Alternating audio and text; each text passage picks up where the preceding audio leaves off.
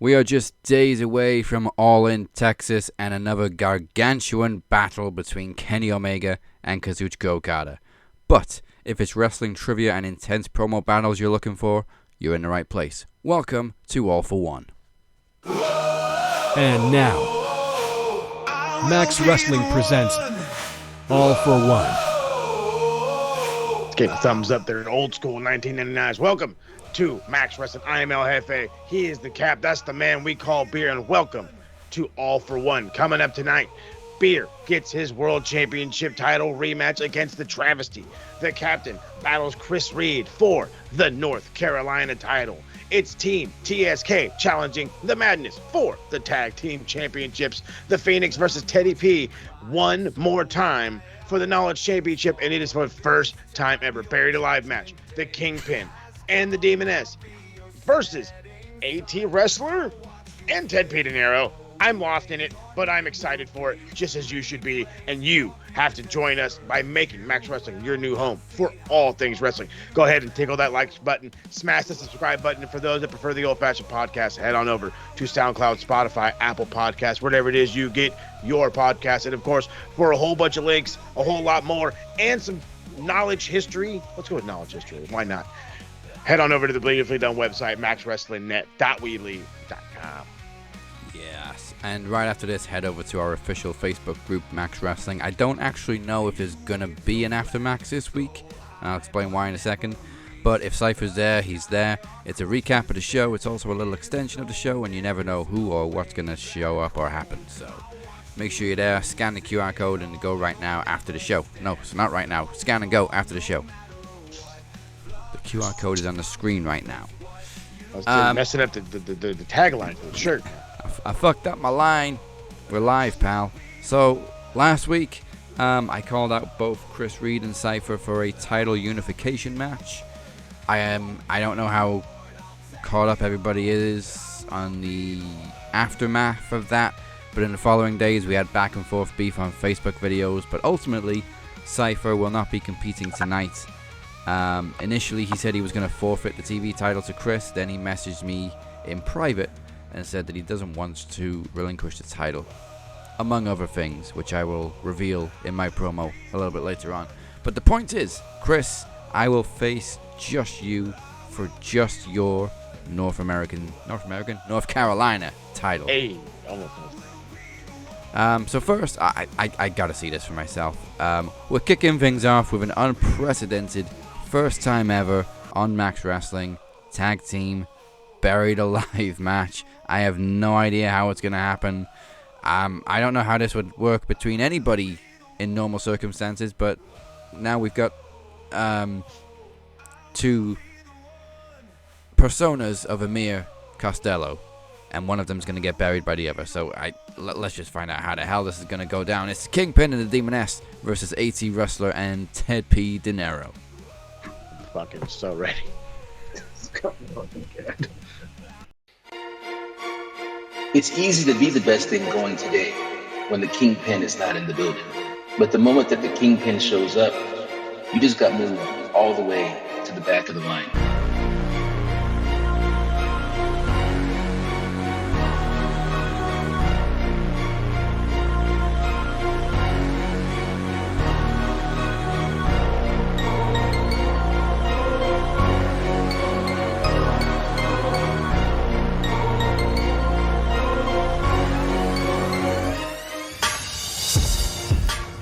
God, Demoness.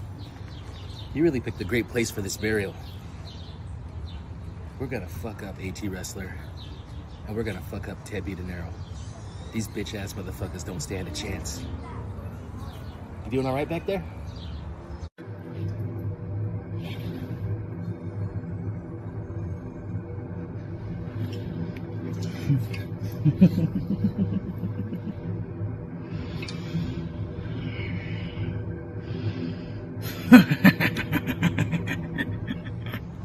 I know you gotta be hyped up. Come on. I mean, this is the first time you and I are actually on the same team instead of going at each other, which obviously did not work out too well for me. But I gotta know, Demoness, are you ready? I mean, how are you feeling about all this? I know, my sweet mortals. 2 little rats that are going to be buried today. Right down there.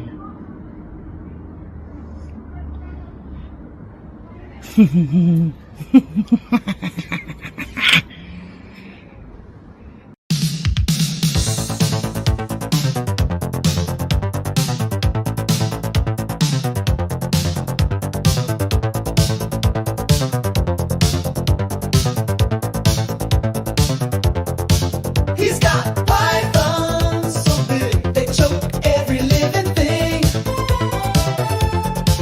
He ain't no queen, but he wants to break free.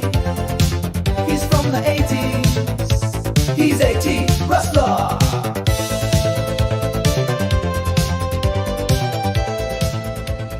My God, brother. Look around at this terrible place. Who chose this fucking trash dump? It had to be the Kingpin. Of course it was. What an ugly son of a bitch. Goddamn, this shit. Need to fucking mow this shit. Nasty piece of garbage. Next time we're gonna bury a sorry son of a bitch, you make sure you choose the fucking venue. Got it. I mean, come on. How ridiculous is it to be you? Let's keep it real. I mean, you've shown up today to get buried. I'm gonna fucking kill you, bro. And I'm gonna kill you too, you little bitch. And all you guys can do is sit here and complain? I'm sorry. Is the graveyard not good enough for you? And what difference does that make?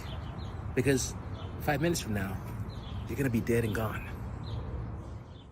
My sweet A.T. Rustlar and Kingpin and The Demoness. We're gonna have so much fun tearing my spawn to pieces. And A.T. Rustlar, you have always been too afraid to mention our name because you wouldn't help him the first time. And now you're going against us. Everybody dies. This is not going to end well for you. You two are ants in a very small colony.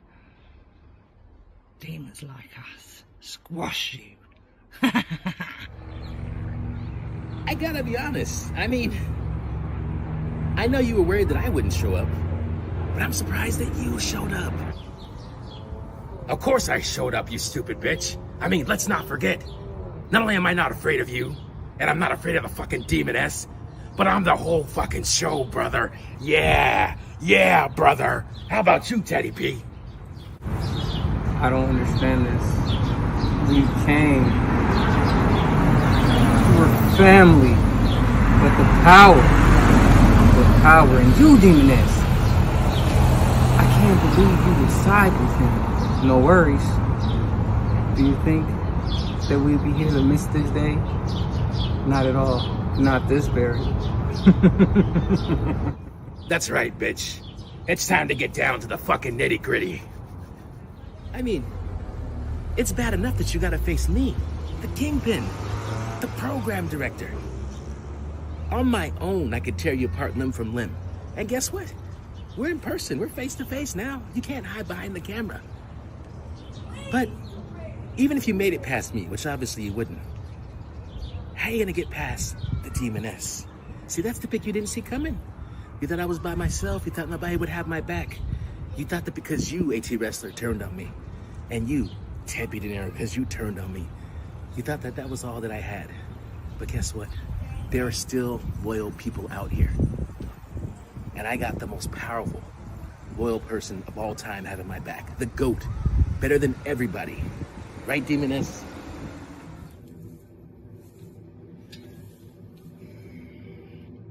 I'm sorry, my sweet Kingpin.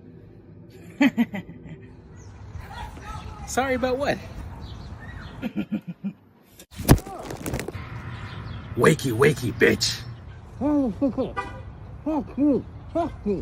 My God. Don't you ever get tired of being in this position? I mean, how many times have you found yourself down on your knees? But I'm not here to talk about that. I'm here to talk about you and several other people that I don't fucking like. There's been a huge problem going on in Max Wrestling for a long time, brother. And that problem started with you and people like Dazzy Lee, this man who calls himself the fucking captain, who lets you run around and say whatever you want, brother, and do whatever you want.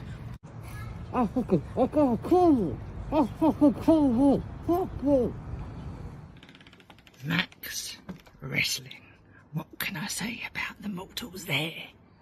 Some of you claim to be the best. The best at what? Screaming, pacing, calling people like the Demoness. Nothing.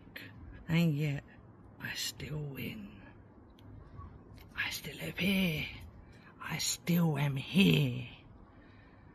And yet, you have champs like Travis, Cypher, the two. Oh, and let's not forget the little piggy, Chris Reid, who none of you can say her name. And for the rest of them, they're not worthy of our time. None of them compared to the Demoness. And I cannot be beaten. But I'm gonna destroy Max Wrestling. And none of you mortals will stop us. You're all gonna die. You're all on warning. See you soon, Max.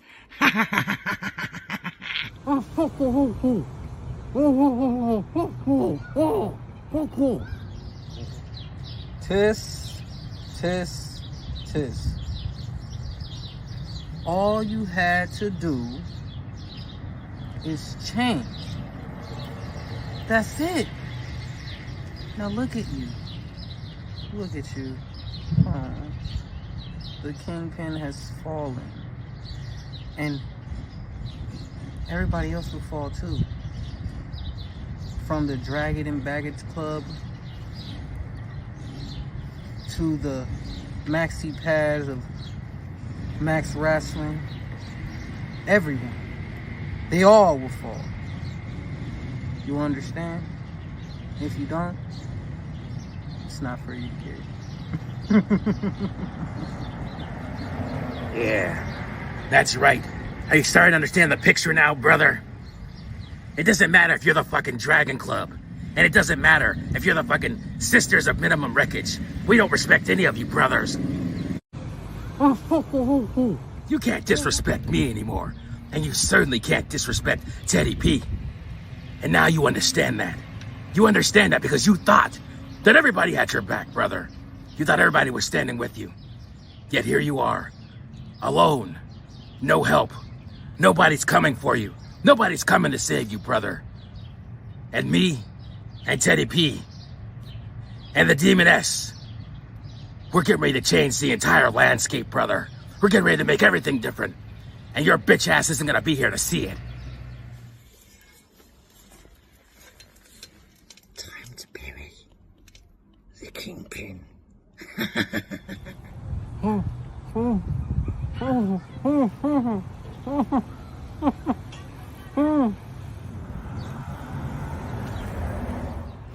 Oh my God, what's he doing here? Maybe he's here to save me. The stat man is here to save me. Whoa, whoa, whoa, whoa, whoa. I can't let you bury the Kingpin without me.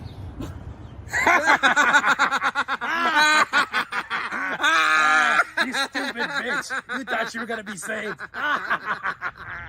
Kingpin, you represent that brand, that Max Wrestling brand. We're changing the rules. The rules in the middle of the promo because it's never been done before. We write the rules. We determine what comes next. Now let the burial of the Kingpin begin. I can't believe this is how it ends. I can't believe nobody's coming to save me. My God. Oh, yes, brother. I hope you're ready for this fucking burial, you fucking bitch. Get the bag on him. Let's go.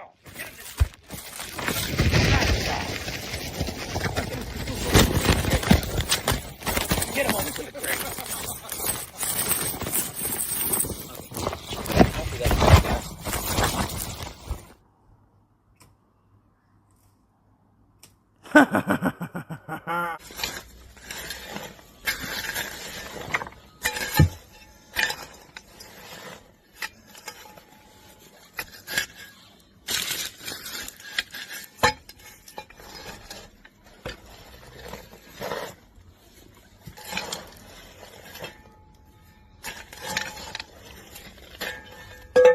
And just for good measure.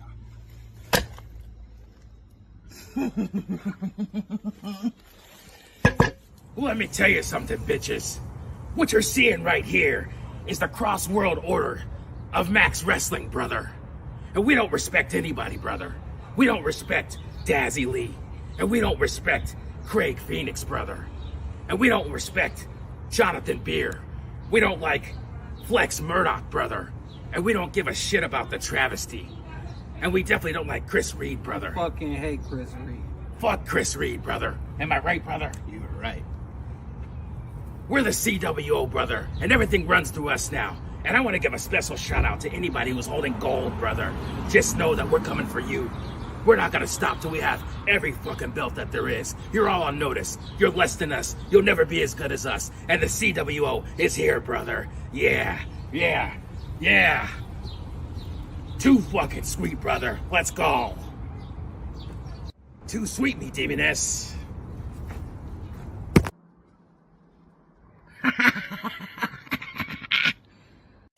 Thursday on Max. Predictions, recaps, trivia, and groundbreaking promos, and the occasional rant. I'm gonna say it again. Fucking Netflix. Fucking Netflix. You have known for months now that this Jake Paul, Mike Tyson fight was gonna happen. You knew. You had more than enough time to get the infrastructure for your website ready to go. Join us on the Max Wrestling Podcast every Thursday. Exclusively on YouTube and audio on all podcast platforms. Go to maxwrestlingnet.weebly.com. All in Texas is coming your way this Saturday at early o'clock. Yeah, hell yeah. Which is good for us in the UK. We get to watch it on a Saturday night instead of Saturday night morning, dead o'clock. It's unusual for a US pay-per-view to be on so early, but we'll see. So let's kick it off with because I keep forgetting he's a TNT champion. Adam Cole, baby, defending against Kyle Fletcher. You're not the only one that keeps forgetting that this guy's TNT champion. I don't want to say they rarely put him on TV, but they do rarely put him on TV. They've put fucking Bobby, and I was going to say Bobby Fish, fucking Kyle O'Reilly and Roderick Strong on TV way more. Yeah, but where's Bob the Fish? Bring back Bob the Fish. He's everybody's other dad. Not Bobby. As for I want to immediately give the title back, or the Kyle back to title is what I was going to say, but I didn't. But I caught myself. So now that I said it out loud, I think Kyle Fletcher would be a better utilization of the TNT Championship, considering all the fucking feuds and everything that they're using. Don Callis is obviously a heat magnet, having that team with Takeshita right there, them being, I hate to say it, on a higher evolution than Adam Cole. Which is sad to say, because we went bananas when this guy showed up all of almost 3 years ago, and now he's just there, which is unfortunate. You know what I mean? It was all because of a really bad foot injury, really bad foot injury or ankle injury. So now that he's back, it was great that he won the TNT title, but Kyle Fletcher's it, man. This kid is it. I mean, he and Kyle O'Reilly had a match, and the entire entire crowd. Now, granted, it's for the funds, and the crowd was having the funds, but they were chanting, we want Kyle. This is Kyle. Kyle. Like every other chant had Kyle in it. You know what I mean? Other than this is awesome. They said this is Kyle. That was great. Loved it. He's over enough. He's got more attention enough. and in reality, the factions outweigh the numbers. You know what I mean? Adam Cole's got two, maybe three people to help him out. If maybe Bob the Fish comes back, like I'm talking about. But the Don Callis family is huge, not only in size but in numbers. So I'm already saying one title change. Kyle Fletcher is now a 2-time TNT champion. Yeah. Not a bad gimmick for a fucking kid. Yeah, I mean, I'm inclined to go with Kyle too, just because Adam Cole's just had no momentum whatsoever. Yep. And not just worse than Cody. Yeah, well, yeah, definitely. Not just the foot injury though. That whole angle with MJF, plus all the injuries, I think derailed both of them. MJF hasn't been able to reclaim that aura either. Not even close. So give it back to Kyle. He's I hate to say it, but he's more promising right now than Adam Cole. Mm-hmm. More promising indeed. It hurts with Adam Cole because, as you know, NXT, Mark, Adam Cole was it in NXT. He was just everything. He was the face. He was literally had probably the best matches. And in AEW, obviously, when he debuted at All Out, I thought, yeah, next world champ, put the belt on him. But has he really, like I said, no momentum ever since he's come back? So, unfortunately, Adam, I love you. I freaking love you. But Kyle Fletcher for me. Belt's made for Kyle Fletcher. Yeah. Adam Cole's first singles title run in AEW should have been bigger than this. It should have. 100%. What a disappointment. So we got the 2 Casino Gauntlet matches, which don't appear to be on a pre-show. So no. Let's go to women first. We only have 2 confirmed entrants for the women, which is Chris Statlander and Megan Bayne, who will be the first 2 entrants.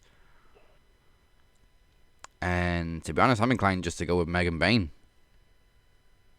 As much as I want to just go with either one of those 2, obviously you have to think about the reality of it. It is the Casino Gauntlet. You don't know who's going to show up, who's going to be there, blah blah blah blah. Makes me inclined to think we could see a debut. Mm-hmm. They are advertising it as the biggest pay-per-view of the year for them. It is. I want to say in a stadium. I don't believe it's in I don't even know right now about that part. It's in Globe Life Field. Oh yeah, totally a stadium. Ballpark.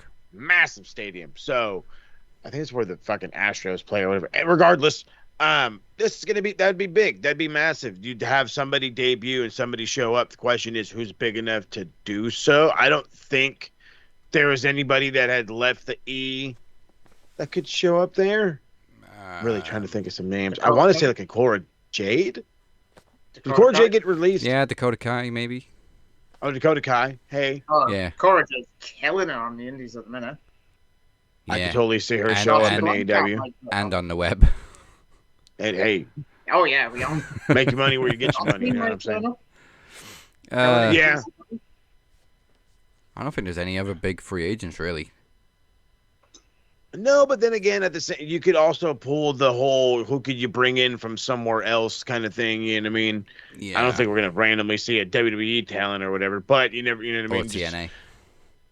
Or at this point, not a TNA talent either. So it's gonna have to be someone from like a CMLL or maybe Japan. But then again, who out there in Japan isn't already working? So I want to give it to a Chris Statlander. I want to give it to a Megan Bayne. I want to get because Statlander would deserve it. You know what I mean? She would deserve a shot, be on that big level. Megan Bayne is not the whole idea of you bringing in these people is to get, momentum and garner attention. But if that's how we're going to play it, if we're going to actually do it how it should be, how a gauntlet battle royal should be, and the winner's going to get massively elevated, let's do an elevation for someone who's been with the company for a little longer than a year, who started hot and then has just quite literally been hiding in catering or is being paid to hang out in catering. Deonna Purrazzo. Oh, yeah. I've been begging for more Deonna Purrazzo. She had a little bit of something with her and a tag partner for a bit. I forget who her tag partner was. Taya. Thank you. And we thought we were going to go somewhere, and then it just died. So if you want it to be something, why not make it a singles run? And I don't think she has to win. But again, I don't think anybody's going to win. Whoever wins this is going to, go on to win the fucking women's championship. I think it's a foregone conclusion that it's just supposed to elevate the person, whether they have history with the AEW women's champion or its challenger. So I'm going to go with the sneaky one out of nowhere. Hopefully she's like entrant 4 or 5, so I'm not like dying and waiting on pins and needles. When the fuck is this broad going to show up? So I'll take Deonna Purrazzo. I'm actually a little more forgiving to AEW towards Deonna Purrazzo since finding out that she's been suffering with her self-esteem a lot since all those comments came out about her, and how she's pretty much had stage fright ever since all that online harassment, where she doesn't really want to compete. The brutality of the internet wrestling community is quite ridiculous. Yeah. A fucking talent like Deonna Purrazzo. Who is fucking good. Mm-hmm. All right, so we got Megan Bayne, we got Deonna. Beer, who are you going for? Well, whoever wins, they're just going to be fed to Mercedes, isn't they? Oh, come on. Let's not be optimistic. I am negative. I'm being bloody negative. It's difficult to call, really. I personally would love Stat. I'm a Stat guy. Don't forget about a certain Willow Nightingale. Mm-hmm. Oh, that's my girl. Willow. But there's someone who I thought was still in Stardom, but she's not there anymore. She's at Marigold now. I thought it was going to be Mayu Iwatani. She had a banger match with Mercedes a few years ago. But there we go. Stat, okay. Do you know what? I forgot about Athena. Thames. She's facing Thunder on Ring of Honor. Christ. Relevant show. Hey, have her finally drop the Ring of Honor World Championship or Women's Championship and show up in the thing the next night. Yeah. Yep. All right, so that's one for Megan Bayne, one for Deonna Purrazzo, one for Statlander. Big Stat. If it ends up being Mercedes, I kind of would not mind it being Athena as a win. You know what I'm saying? Yeah. Oh, there's a wild card as well who I think could be in it. We haven't seen her for a while. Camille. Yeah, she got released, didn't she? Where the fuck has she been? Did she not get released? Now she's just in Guantanamo Bay at the minute. She's in prison. Oh. She's recording American Gladiators, isn't she, with Wardlow? Right? Oh, fuck, I forgot about Wardlow, too. Get that. I missed that motherfucker on my toe. Hey, he can come back. Hey, for speaking of the men's thing, why not bring him back? If Athena does show up and win this battle royal, this gauntlet, then I think that tells us a lot about how the other women's match is going to go. But let's jump straight into the men's Casino Gauntlet 2 because we have a few more names in that one. Mark Briscoe and MJF will open the match, and then we got Bandito, Brody King, Mystico, and Ricochet confirmed. I would love a Ricochet win. As would I. But again, this is going to be another one of those situations where I think the winner of this is just going to get fed to whomever the world champion is.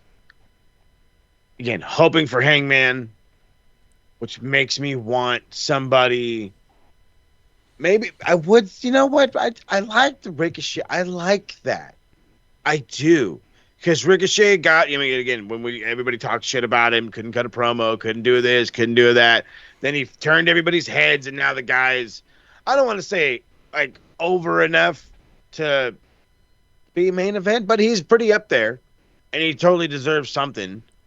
But then this, again, is where I think about guys who haven't been here for a while. I think about the Wardlows. I think about, actually, I think about the international stars. I think about, the whole New Japan run. Gabe Kidd could show up and work in this. He was just on Dynamite last night.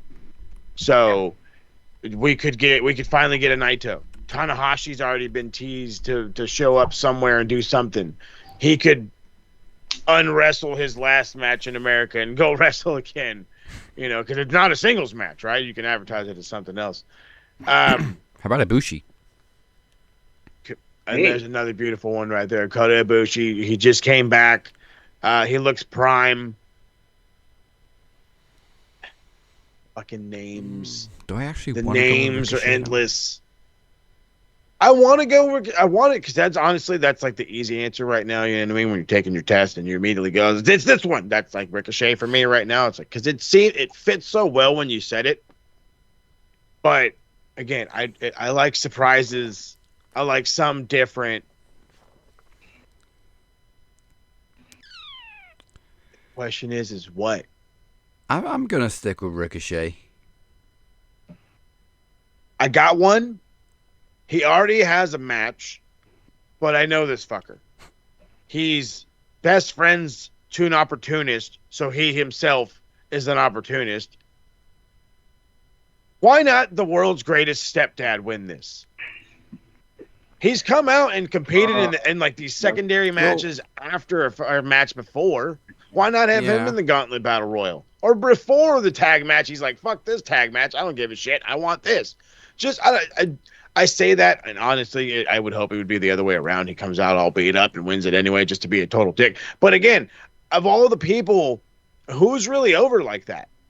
Who's, you know, in the background that's not already being shoved on the show as it is? Who's that over? I can't really think of many guys outside of like Christian Cage. And again, I think him as a world champion, him having a real world championship run would be great for the company because he's a heel that you like, but he's a heel that you can hate really easily. You're not going to get sick of him too fast. It's going to be one of the, it just works.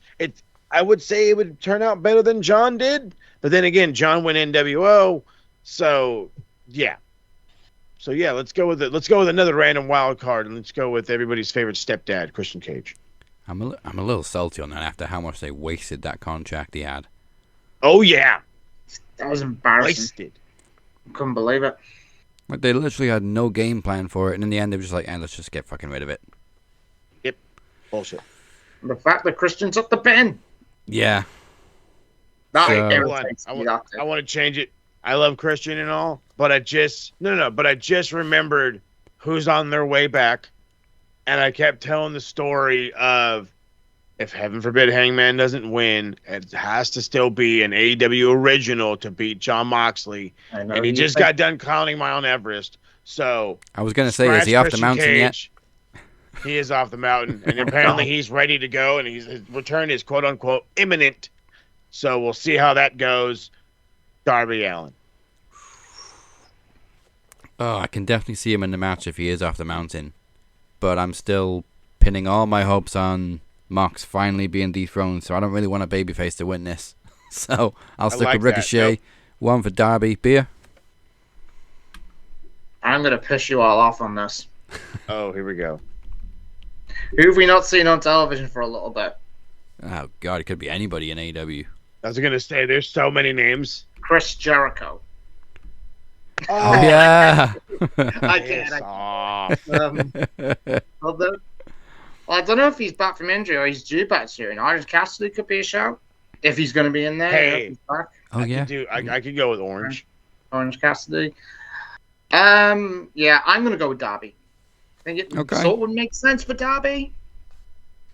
But we'll get to the main part in the back. So what I will say.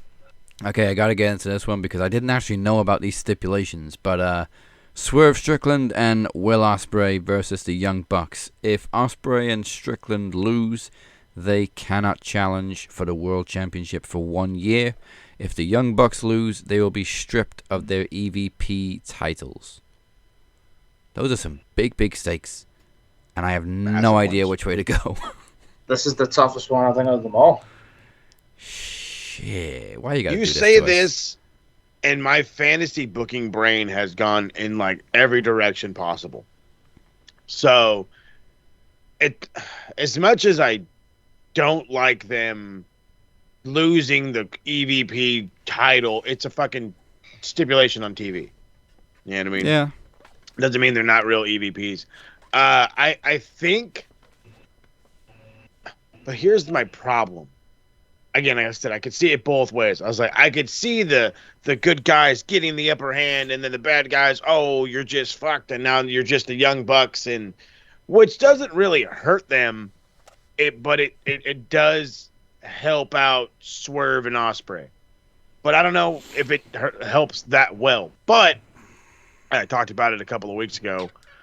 What would help Swerve, Ospreay, and the AEW fucking tag team title division is for these boys to lose. And I know it sucks, and somebody's throwing something right now directed at my screen. I'm sorry. Okay? I'm sorry. But let's be fucking quite honest here. There's nothing in this tag division. There's nothing. Look at the guys that we have going after the fucking Hurt Syndicate right now. Don't get me wrong. I like Jet Speed. I do. But when the fuck did the patriarchy do a motherfucking thing? Dead ass. Let's be again. When Christian got the contract wasted.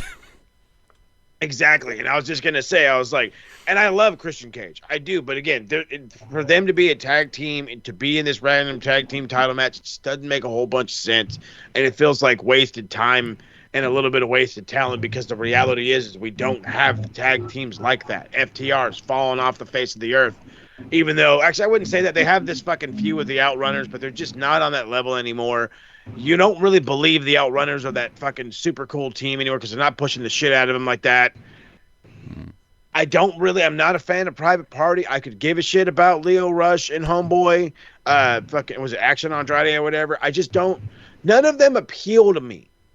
But what does appeal to me was the second overall tag team champions of AEW, which was Hangman Adam Page and Kenny Omega.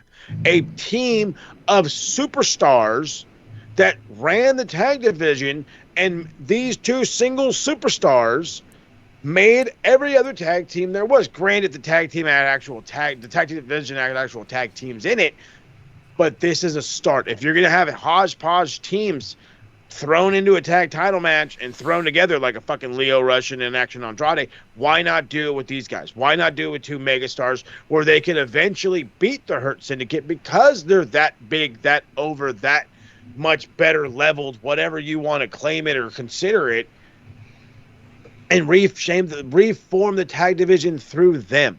It's a year. It's a fucking year. In wrestling terms, that goes like that. A year goes quick. We just, I hate to bring up the E as we're talking about AEW. It's like, but we just finished WrestleMania and we're already 3 months into the fucking year journey to get right back to it.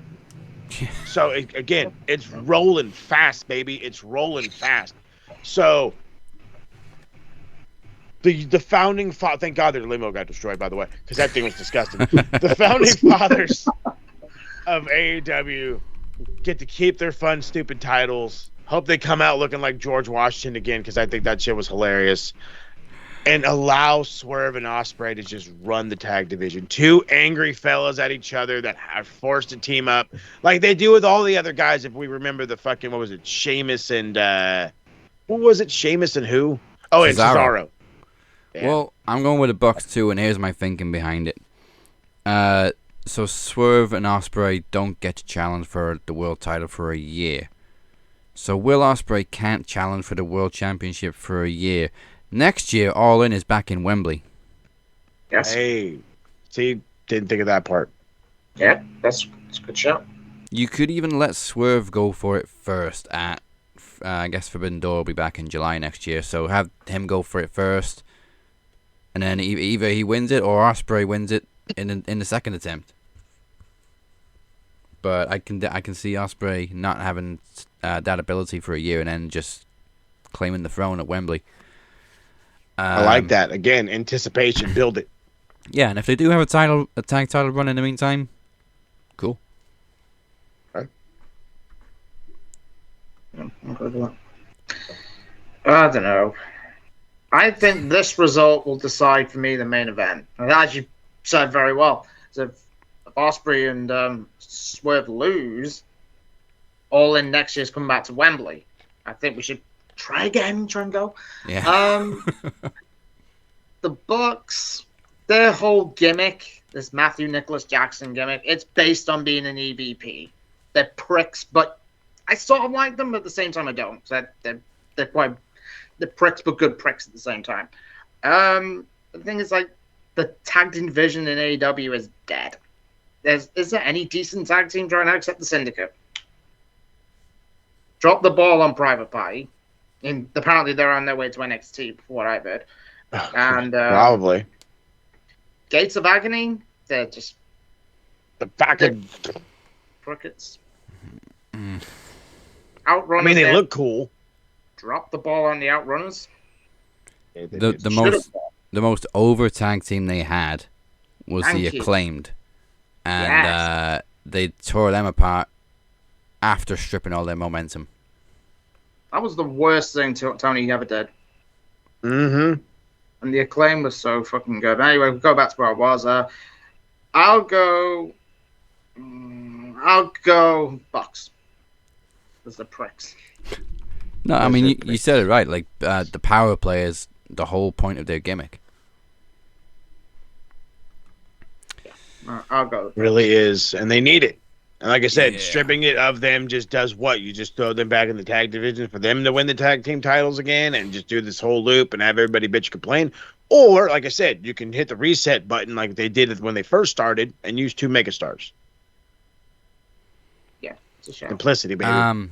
I got a feeling that the Texas Death Match won't be the main event. So let's go that first. Jon Moxley defending the world title against Hangman.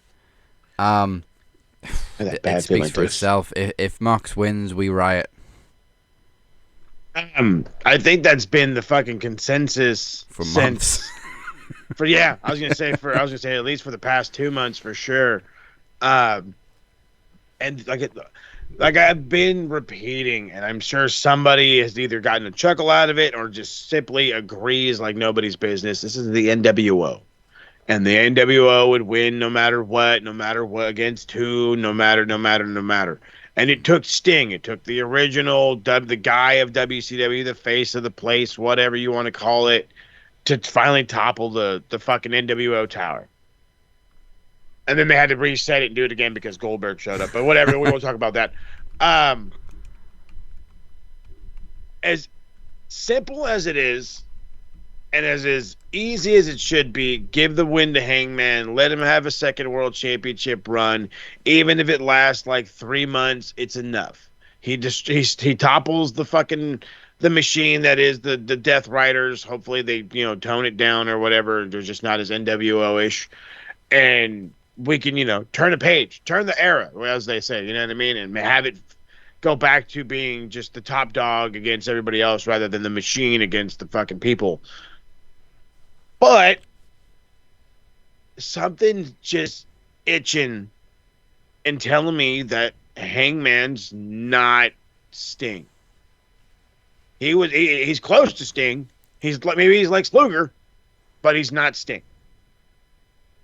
And I hate saying that because we brought up how Darby could be back, or it should be back, and him winning the fucking Casino Gauntlet immediately gives him a shot right at Jon Moxley, and they already have history. Blah. But again, as much as I'm torn.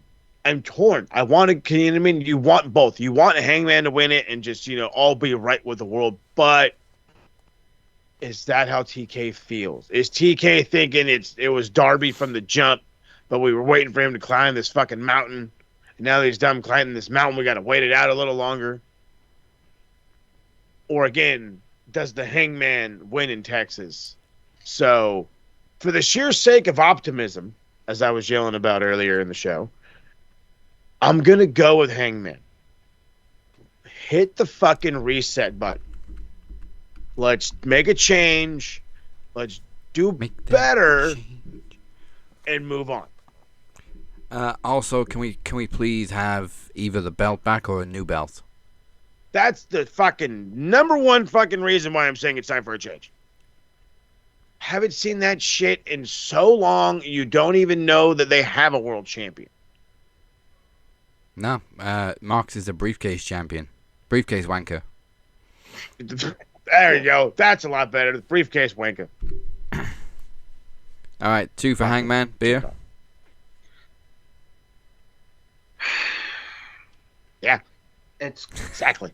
This match will decide whether the internet is going to break, whether X is going to break. Every social media platform could break if Jon Moxley retains. Like Mo said, from the get-go, was Darby the one? But Darby went to climb Mount Everest. So, for me, I've always thought it was going to be 2 people who was going to do it. It was either going to be Ospreay or Darby. And I'm a Hangman, and this match will even decide whether I'll still watch this fucking product. If Mox wins, I'm going to fucking lose it.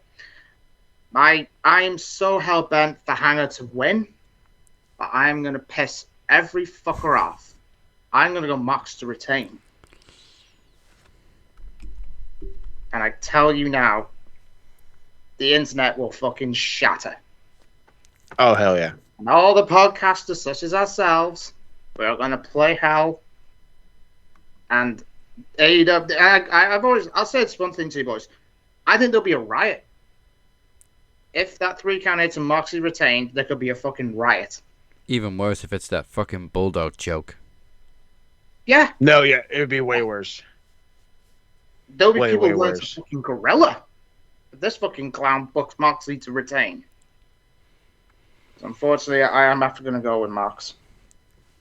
I don't want to. I think if this does end up being the main event, we'll be a little bit more optimistic about it, because surely they're not going to send everybody home pissed off. This isn't Vince McMahon 2019.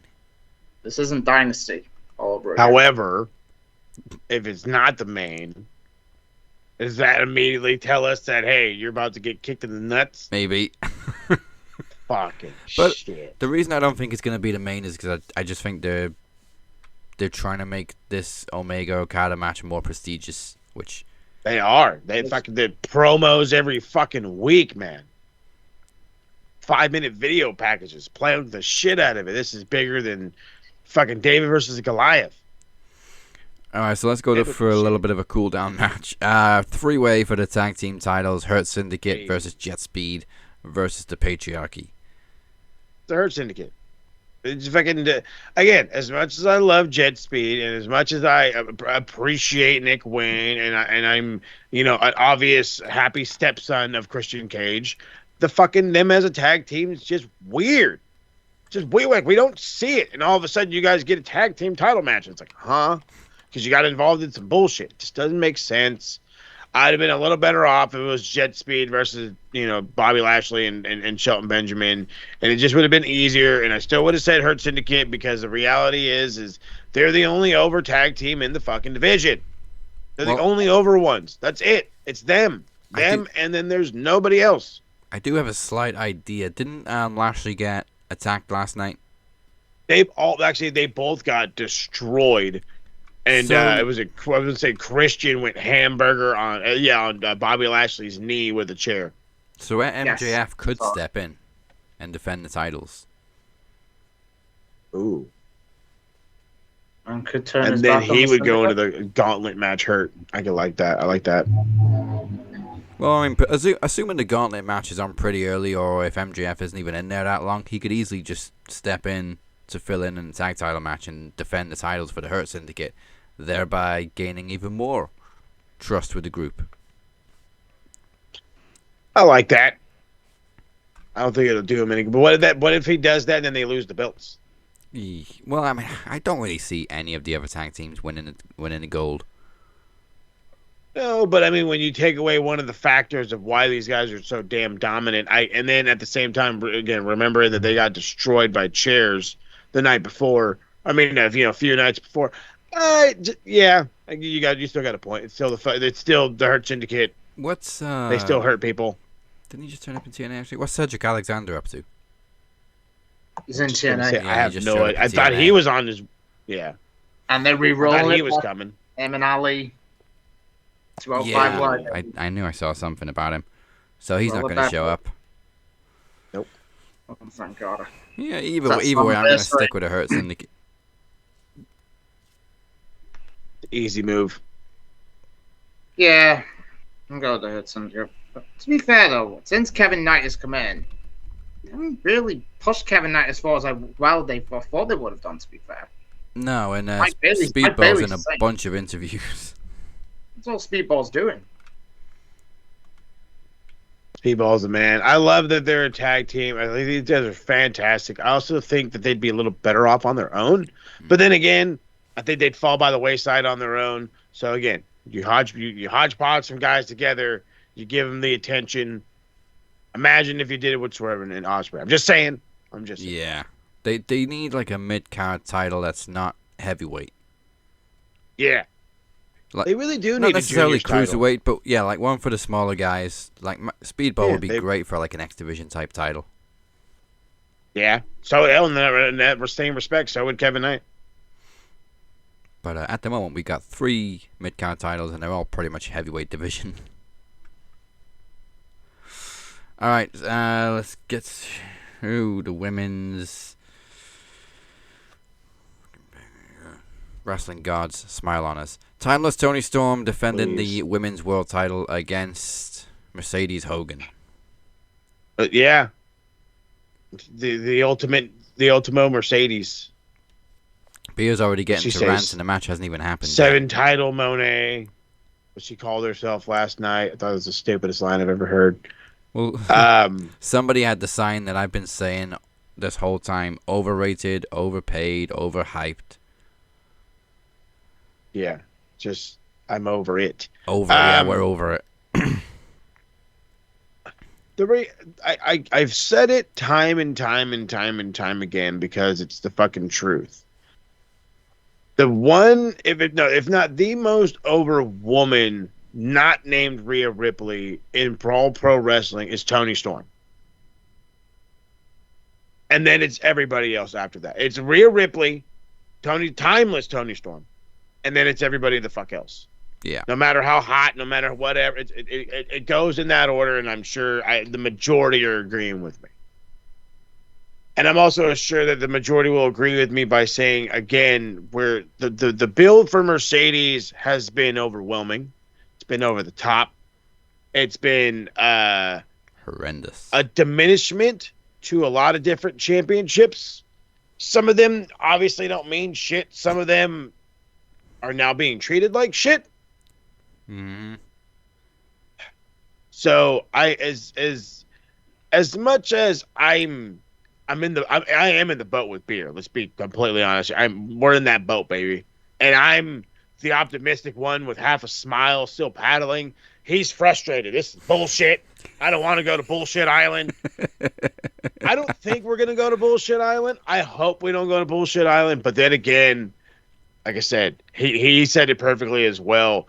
If Athena randomly is the winner of the women's gauntlet, we know exactly who's going to fucking win. But if it's some other randomo, maybe the wrestling gods do shine upon us and they allowed timeless Toni Storm to remain women's champion.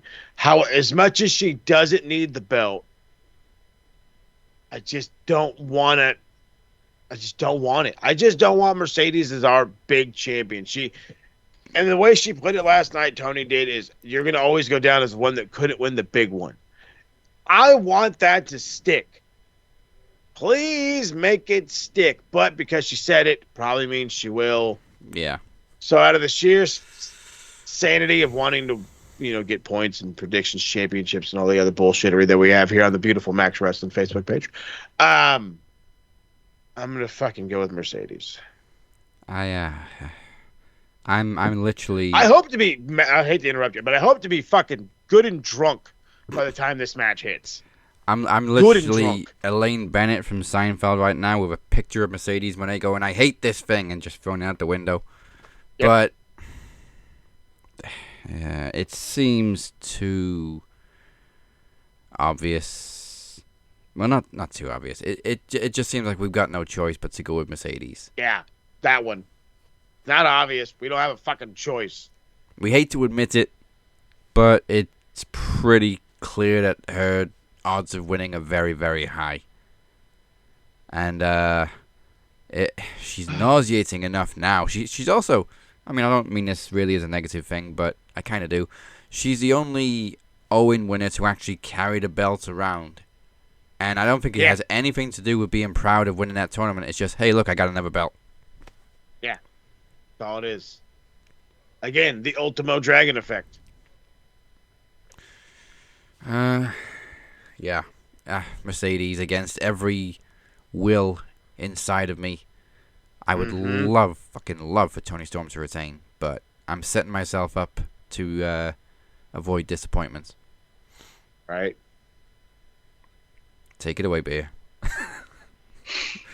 Do I need to play so the really music, quick or should before I he save does, that for next week? I'm about to say we're gonna get this very special appearance by Beer on the fucking kicking with the TSK this week. What Especially did if I this goes tell down. you? What did I tell you after Double or Nothing? All in. The day the women's division in AEW will die. There is no reason for this woman to have the TBS title and the world title. There is no reason. What's she going to do? If she wins and Genie in a bottle, shine down on me. 3 wishes, Toni Storm to retain. 3 wishes. It's all I ask for in life. God, I know you fucking hate me and you're a cunt as well, but all I want is just one night for Toni Storm to win. All I want. But the women's division will be dead. So, unfortunately, I am praying to every god that I can hear. Genie, I could literally beg. I chopped my left bollock off for Toni Storm to win. But unfortunately, you know where it's going to go. Toni cannot fucking resist. It's going to be Mercedes. Wait. But whoever wins that fucking casino battle royal, you best cash in. You best fucking cash in. I couldn't care if it's Athena. I couldn't care if it's a fucking random bum off the street. Please take one of the fucking belts off her. At least TBS title, or unless you are just having her out of pettiness to overtake Jade's record. These casino gauntlets don't get cash in, so they're just like a future match, maybe next week or something. Future match. Just please straight away. Like I said, I don't care if it's a random fucking tramp off the street.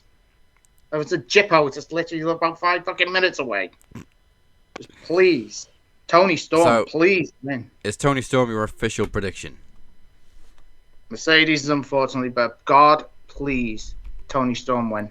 Okay, so we're all predicting Mercedes, but we're all begging for Toni to win. We're all pleading. Fucking facts. All right.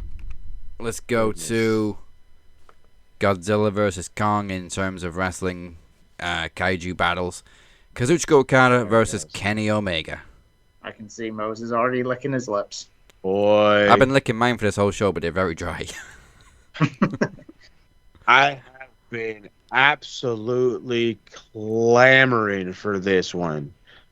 Just dying for another one. There was a time and a place where I was like everyone else. I was a fucking E-drone, and it was the only thing I gave a shit about, and then I found Japan. And it took me by fucking storm. And I remember hearing about this, you got to check this immediate 5-star, 5-star, 6-star, whatever the first one was. And it was like, huh? It's the greatest match I've ever seen, says everybody. Huh? Had to watch it. Shed a tear. It was that fucking good.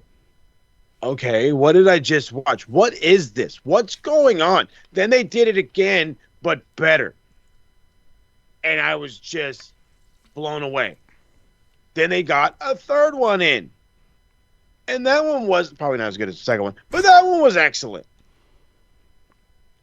And I've been waiting for another one, waiting for a different one, because it's exactly what we're going to get. It's going to be a different style of the same thing, just American-based-ish, whatever, however you want to spin it, turn it, twist it, create it, whatever. And then we had the derailing. Obviously, Okada was in no hurry to come to America, but when he did, he hit the ground running while he got here. He's only been in second gear since he's got here, got out of it a couple of times, so he's dying to open that, you know what I mean, to fucking get down the Autobahn and really open her up. And then we had the derailing of Kenny, where he was the belt collector, the greatest thing AEW ever had, too. He's got diverticulitis, and he probably could not. There's a possibility he ain't coming back. Then it was, he lost 2 feet of intestine. It was like way more than that. Probably was. I don't know. I forgot how much it was. But he lost a whole bunch of intestine. Diverticulitis ruined him. And he's come back somehow, some way, back to the old Kenny, which is mind-blowing. And now we get it. Now we're going to get it. It's for some random bullshit title, because from what I'm hearing at the fucking media scrum, the Continental and the International Championship are still going to be around. So why do you have now a unified championship? Why do we now have these weird amount of belts? I will round about that later. Yeah. Right now, I care about the awesomeness that is going to be this match. I hope it finishes the show. I really do. Because if they go any less than 40 minutes, I'm going to be upset. Yeah. These guys could easily go an hour. I'd want them to go an hour. I don't know if they can hang in Texas that long. And I think another thing is, too, is I think the reason why they're doing this show so early is so these guys aren't wrestling in the heat. Because it is going to be at a stadium show. Texas is hot as fuck in the summer. That could be a thing. But all the writing is on the wall. As many people, Don Callis, the Young Bucks, the Elite, whomever else you want to throw onto the side of Okada, there is but one man to conquer them all. And he's done it before, and we get to see him do it again, and it's Kenny Omega. Kenny Omega will win this. He will be the unified champion, and maybe we'll get another Hangman and maybe another Hangman and Kenny Omega, the unified champion versus the AEW champion, or the other way around, him and Jon Moxley. Maybe that's the guy that needs to dethrone Jon Moxley, the guy that held the fucking company on his gut-infested shoulders. You know? Either way, as big of a massive mark as I am, considering how much I love Okada, and I talk about him being the second coming, or at least our generation of Ric Flair, Kenny's better. Kenny's better. Yeah. Yeah, I got to go Kenny, mainly because Okada's had his title longer. So I think it makes more sense for Kenny to win. Sure does. They pretty much just gave Kenny this title so they could have this unified title match, which is fine. Yeah, right. It's cool. It's cool. But yeah, we're definitely going to get into Tony a little bit later on with the whole situation around this title. I guess. What the fuck? This is 2 for Kenny. Beer. Did you know last month was 7 years since we had Kenny Omega versus Kazuchika Okada? Damn. Yeah. Dominion, 2018. Now, this should main event. I couldn't care about Dick Riders. I couldn't care about Mercedes and Tony Storm. This is the match I wanted. We've known this is going to happen since World's End because they did the little teaser thing. I'm going to go Kenny. As I said, Okada's Continental title reign, it's been a bit mid, if I'm very honest. Like Mo said very well, because Okada's in second gear. Are they going to rekindle that 7-star match? I don't know. Are they going to have like the same sort of is it going to be the same sort of match that they had in that 7-star match, which I've seen? I don't know, but it's going to be a banger. It's going to be a 5-star Meltzer cream match already. Come on, we all know this in advance. Oh yeah, Meltzer's already creamed. I can just see it coming. Subscribe for $14.99 and you can listen to him moan and groan. I'm just kidding. The coming and creaming, no pun intended. Yeah, I go Kenny. Full house.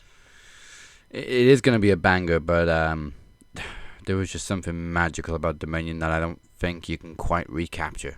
But no, this will definitely be up there. Yeah, it will. Again, that's why I said it's going to be an absolutely different feel. I hate agreeing with Uncle Dave, but the feel in Japan is always going to be different than here in the States. Yes, it's going to be a stadium show, and it's going to be in front of a big crowd. Texas loves their wrestling, and I mean they love the wrestling, not the aspect of wrestling, but the wrestling. So this should absolutely kill, and I cannot fucking wait. Can Saturday hurry the fuck up? Please. And please, wrestling gods, just help us out with Tony Storm, please. Please and thank you. And please, can this match main event? It's got the best story, it's the best build-up, and it's going to be the best match of the night. Oh, hands Main down event. match of the night. Fuck John Moxley. I love you, Hangman. Fuck Mercedes. Love you, Tony Storm. This is the match. It's main event.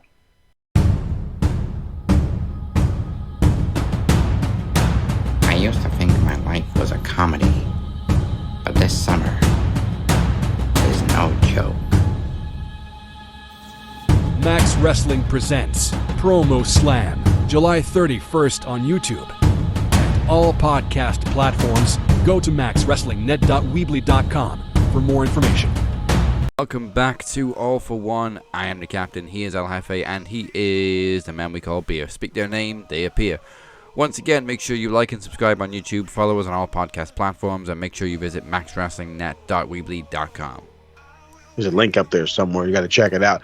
It is now time for the 5th singles encounter before the captain and Chris Reid. Their story rivalry goes all the way back, say head-to-head for the North Carolina Championship under television rules. Cap is 3-1 against Chris. So let's see if how history unfolds. North Carolina. Beat this B-Tech Angus T. Jones.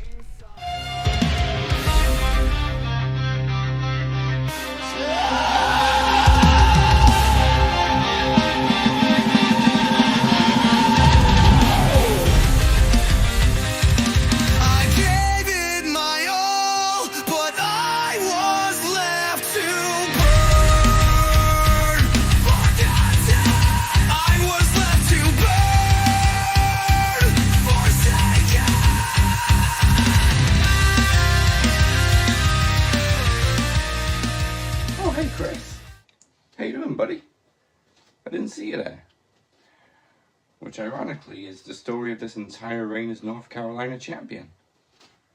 Or dual champion. For whatever reason, you don't want to be known as North Carolina champion. Even though that's the only place that title is seen since Christmas. Christmas. That's how long you've had that title, and you have done about as much with it as Tony Khan has done with Ring of Honor. But you know what, Chris, your title ring is very much like this coffee, and let me explain why. Because this is the second time I've made it, because the first time I made it, I poured the milk in, and the milk had gone off. So, what the hell? Let's do this again. Allow me to rip you a new asshole so big that even the Wrestling Matters podcast will smell what you had for breakfast. Hey Anthony Walker, how you doing?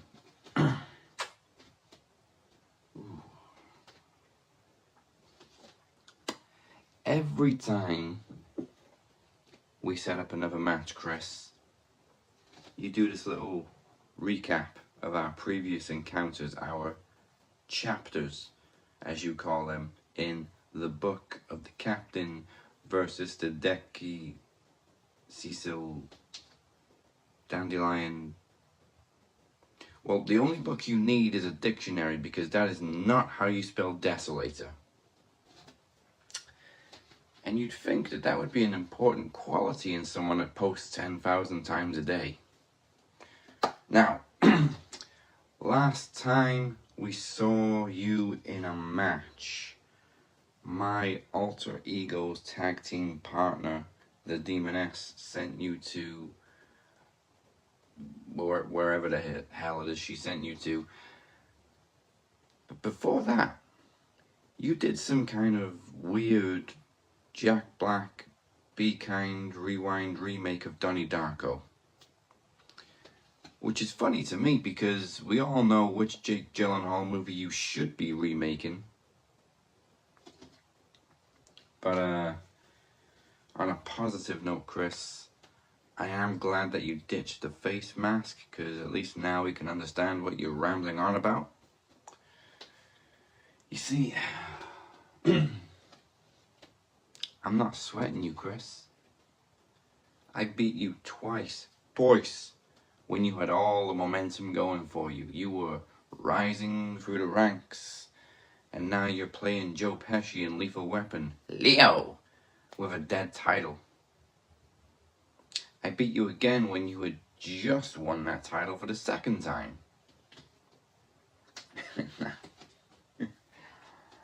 Now, I'm gonna be real fucking honest with you, Chris. I am severely disappointed that I have to face you one-on-one. I am so disappointed that Corey is not here to join us for this little shindig. You know, title unification, North Carolina title, TV title, one champion. There's two main reasons why I'm so disappointed, Chris. One, because you and I have faced each other 4 times already, and I beat you in 3 of them. Well, technically it's 5 times if you count the tag match at Revolution Road where you stepped in for Cypher ducking me again, and we beat you then too. Second reason, because I have absolutely zero interest in that title over your shoulder. Reason for that being, nobody else has any interest in that title over your shoulder. The only person that cares about the dual title is you. Hell, I held it for a cup of coffee. Speaking of which, cutting a promo is thirsty work. I don't even remember being dual champion. It was that short and that irrelevant. Oh, but it was you I beat for it.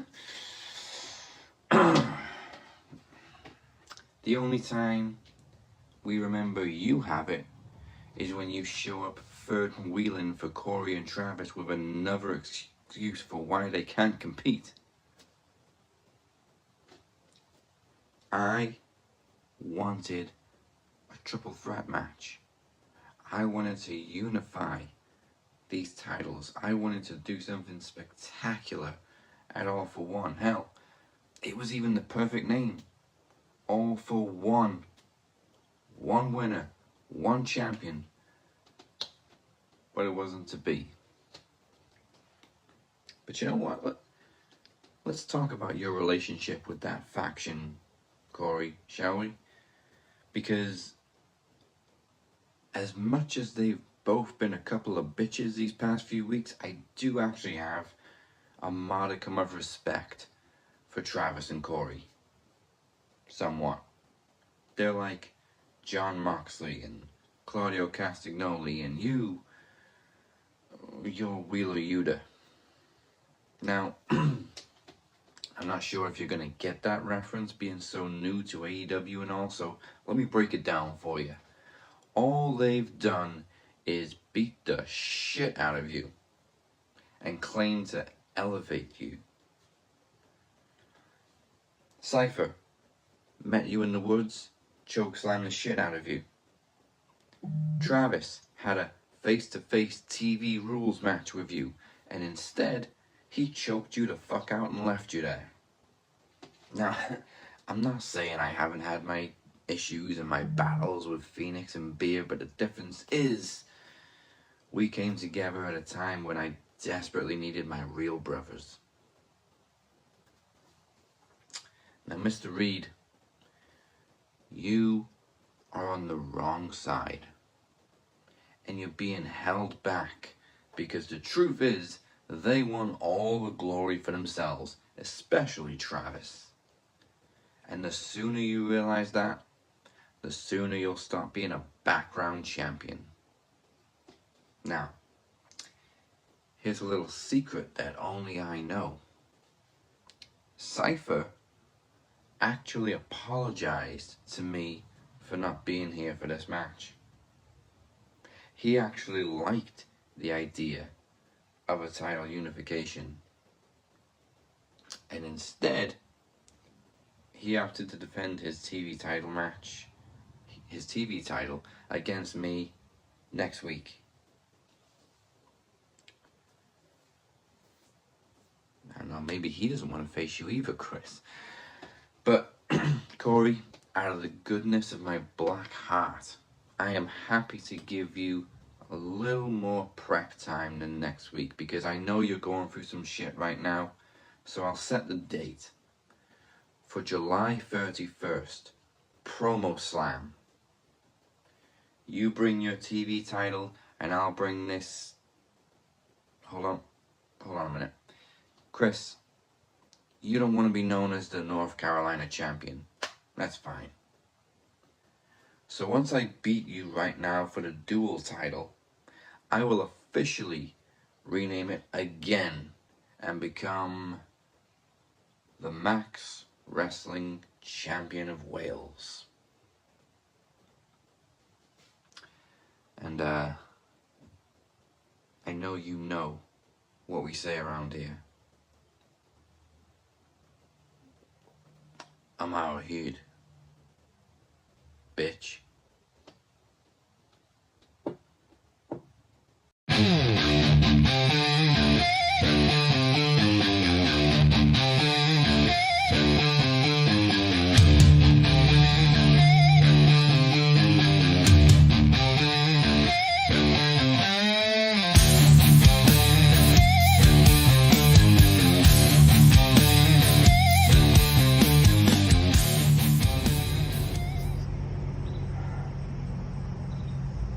The definition of beautification is when you take two or more items, products, and souls, and merge into one.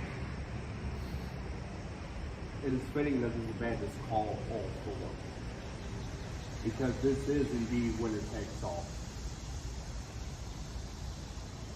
This is for both the television and dual championship. And you know what?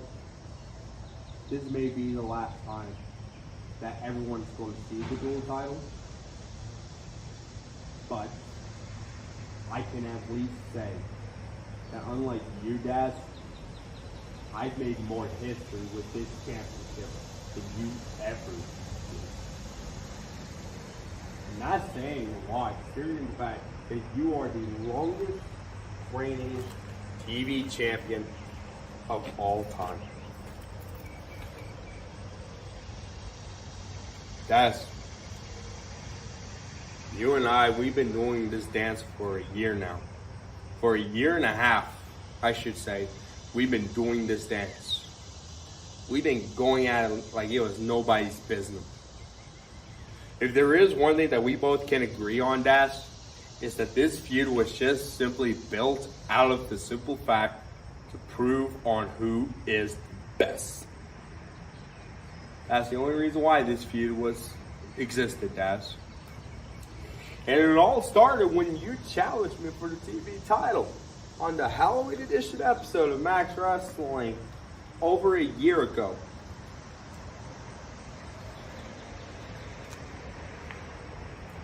Christmas Clash came around, we went at it again in a rematch.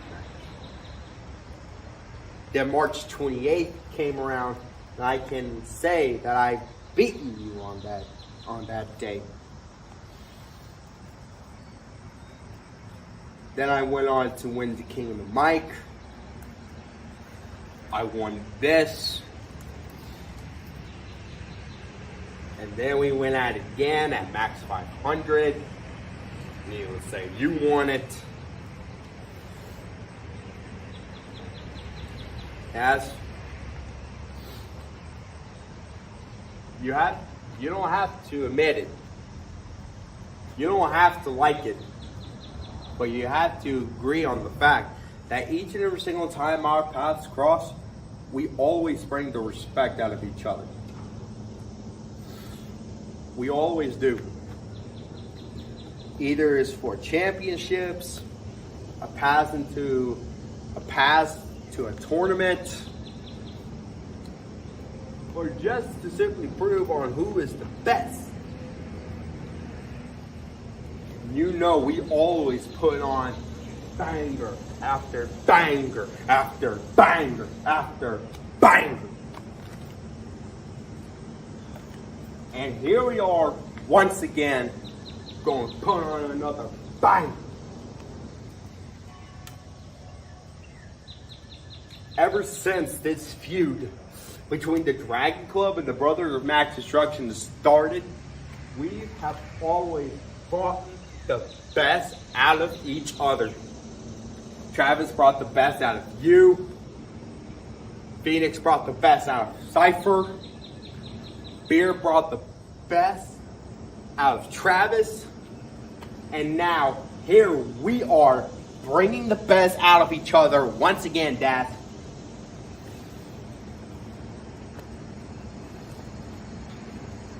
This is winner takes all. This is all for one and one for all. This is for both the television and dual championship deaths.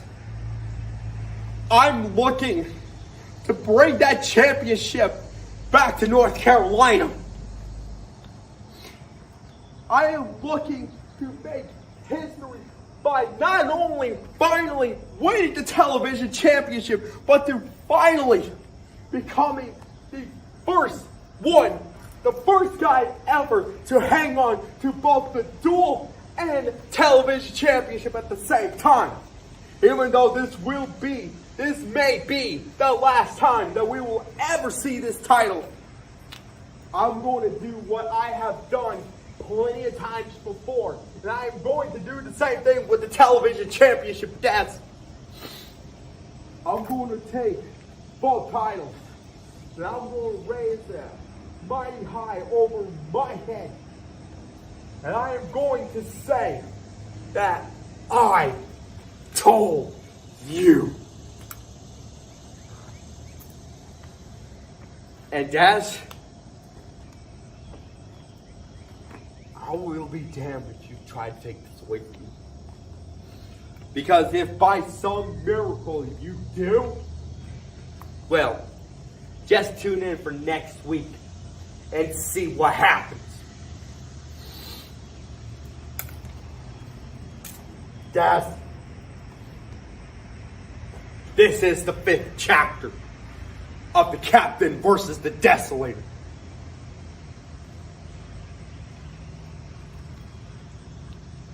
And I'm looking to collect the one title that has eluded me since I got here. And nobody, and I mean nobody, not one of you sons of bitches is going to take this away from me. I survived it all. I survived getting chokeslammed on a bridge. I survived getting choked out. Hell, I survived the slaughter fest that the Demoness has put me through at Promo Mania. And as a matter of fact, the one thing that was actually worse that I survived than Demoness basically slaughtering me, which, by the way, the biggest mistake that she made so far with me is that she put me down, but she didn't make sure that I stayed down. And that's the biggest mistake that she made. Anyways, the worst thing that I've actually survived that's worse than her was the Mike Larkin experience. Hell, I was so strong. I was so determined to get back up from the attack that the Demoness has gave me. I got back up and I challenged Emir Bane Black Costello, the Kingpin of RTW, for a TV rules match for this at May Day. And you even said so yourself at one point that he shockingly got beaten by me. And just like all those other times, in this match, in this winner takes all, I am looking to walk out of All for One as both the dual and television champion. And I'm not going to let Jonathan Spears' bitch get in my way.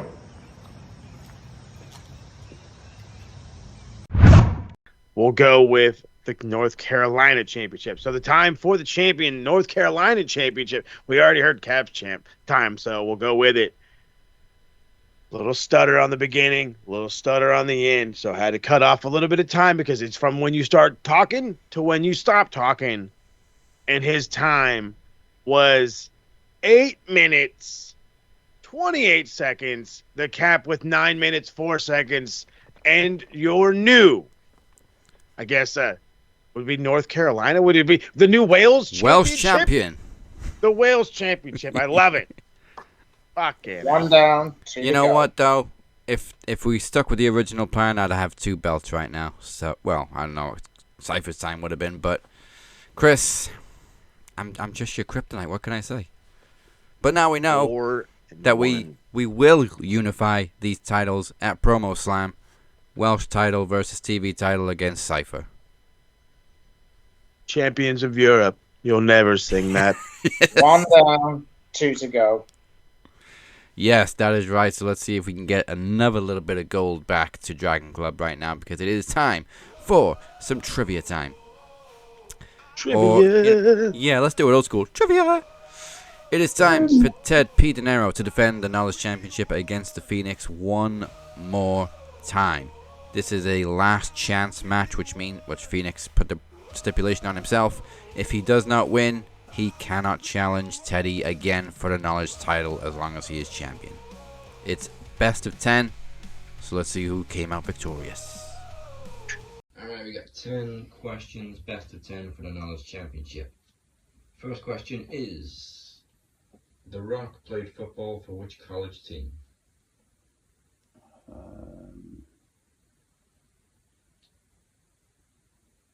Miami something. Yeah, we'll take it. Miami Hurricanes. Okay. Desmond Wolfe was another name for which Ring of Honor icon and current AEW alumni? Bud Knight. Squeaky bum tonight.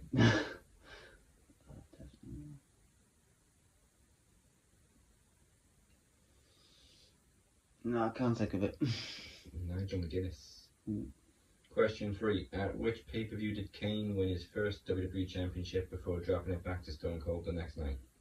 Bad Blood. You looked for the year as well, or? Yeah.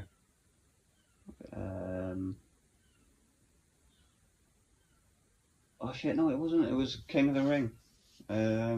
97?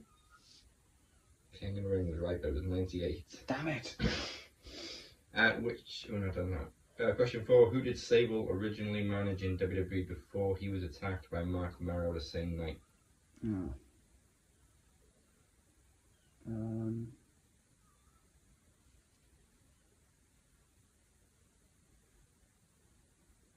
Mr. Perfect? Actually, it was Hunter Hearst Helmsley, Triple H. Oh, wow. WrestleMania 12. Question 5. How many times did Eddie Guerrero win the Intercontinental Championship?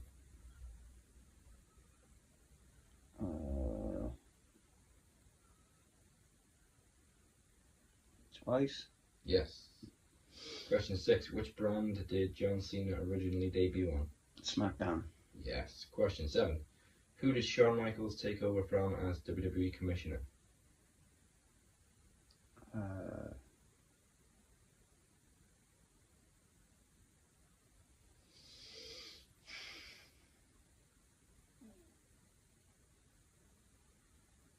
I want to say Rick Rude. That's not right. No, he was in DX. Sergeant Slaughter. Oh, fuck yeah. Damn it. Question 8. I'm going to be kicking myself at these. How many versions of the male tag team championships have WWE had on Raw and SmackDown?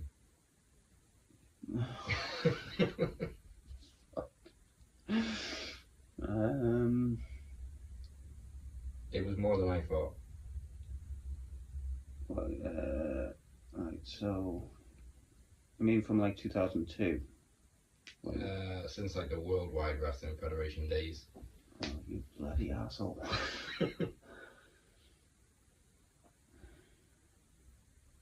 Like 20. Not that much. 8. Oh. I was way off. Lisa Marie Varon was better known by what name in WWE?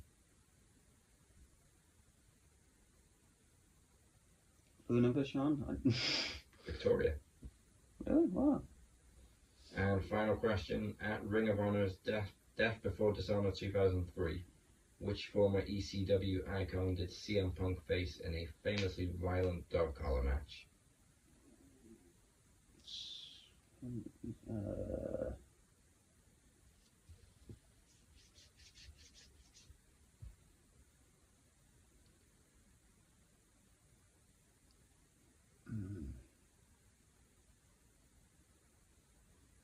I don't Taz.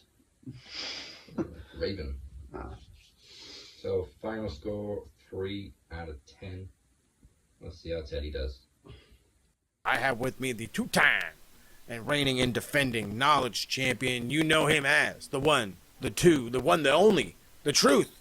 Ted P. Dinero. What's going on, big dog? How we living? What's up, man? I'm doing good. I believe it's 3 times, but we ain't going. Hey, see, you see what happens when I'm messing it up right here? We already messed up 1 time. Now I'm messing it up 2 times, but it's all good. No tripping, tater chipping.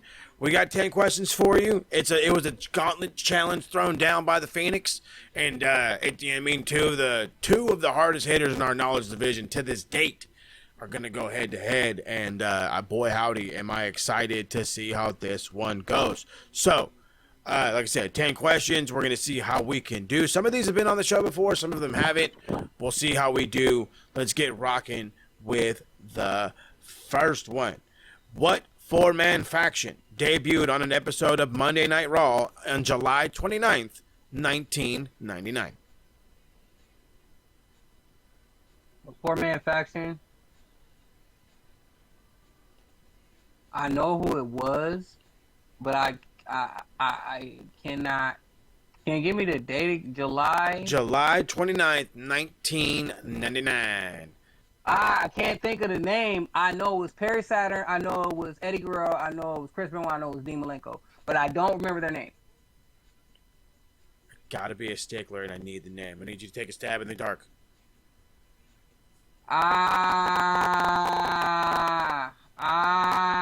Okay.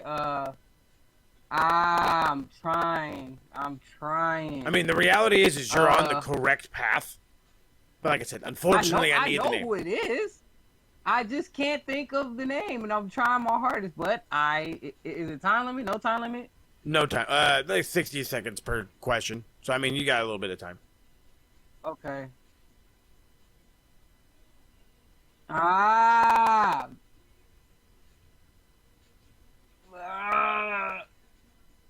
The Radicals? The Radicals is it. I was just about to ask for an answer. Okay, got the right about time. My God. The Radicals is it, so we're 1 down in the game. All right, here we go. Here's another one. Let's see if you get this one. What former WCW World Heavyweight Champion debuted at the 2001 King of the Ring? Former WCW champion. Oh my God. Booker T? Booker T. If I would have said 5-time WCW World Champion, you would have given that. That would have been a dead-ass giveaway. But yes, Booker T. Giveaway. Booker T. That's your number 2. All right, let's hop into number 3. Who did the Ultimo Dragon defeat to win his first Cruiserweight Championship? WCW Cruiserweight Championship. Coming on to All right, look. Can I ask questions? I could give you a possible The hint, Ski. answer, the two answers are people that's in the radicals. Yeah, that's not a dead giveaway. Okay. Dean Malenko. Dean Malenko is correct. Also, he was like a numerous-time WCW World Champion or the Cruiserweight Champion. But yep, so we're on three straight, Ski. Gotta love it. All right. Do I really want to ask this one? Why not? Let's ask this one. Which two men made up the team called the New Rockers? Marty Jannetty and Lee Cassidy. There it is. That's that easy. Also Al Snow. See, see, 4 in a row. Make it so. Let's hop into the next one. What team made up the Minnesota Wrecking Crew? I can hear Travis yelling this answer right now, just screaming. I know who it is. Oh my God! It's I know one of them is Mike Rotundo. No. Scratch that. Minnesota Wrecking Crew. Minnesota Wrecking Crew. Oh my goodness. I need you to just think of some old heads. Think of some old heads. Look, okay, look.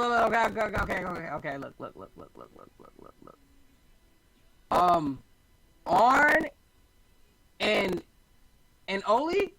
Arn and Ole is correct. Not to be confused. I forgot what the other fucking team that Arn was in. But it wasn't the Minnesota Wrecking Crew. It was like the Brainbusters or something. Yeah, there you go. Yep.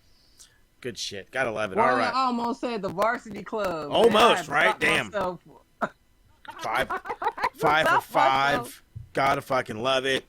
All right. Let's see. Can I give you a tougher one? Is there a tougher one to give? I got a tough one for you. Here we go. When Dan Severn debuted in the WWF in 1996, who was his manager? Dan the Beast Severn, former Super Fight champion, former UFC heavyweight champion. He's a loudmouth. What's his fucking name, bro? Fuck. The masses across the world are screaming. Bro, Jim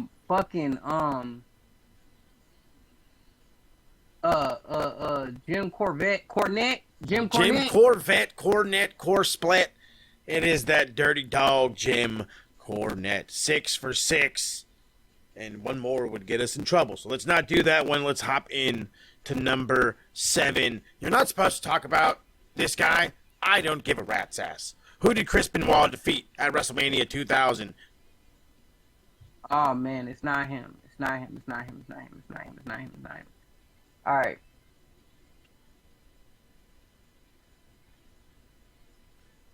Shawn Michaels and Triple H. Kurt Angle and Chris Jericho was who we were looking for. Oh my God! WrestleMania 2000, the very first time he won the World Heavyweight Championship was against those fine fellas. You know, Jericho makes the whole gimmick. I beat Stone Cold and The Rock in the same night. Well, he whooped your guys' ass in the same night. So it's all right. Damn. 6 out of 7 ain't bad. Dropping one's not a big dealio. There has been much worse. So let me get into another one. Let's see what I got. What do I got? I want to give you something challenging, but not too challenging. You know what I mean? I want to make this fair. Oh, here we go. This is a good one, and it takes me back to the day, and maybe, it should be easy enough to do. Who were the 4 men in the Nation of Domination?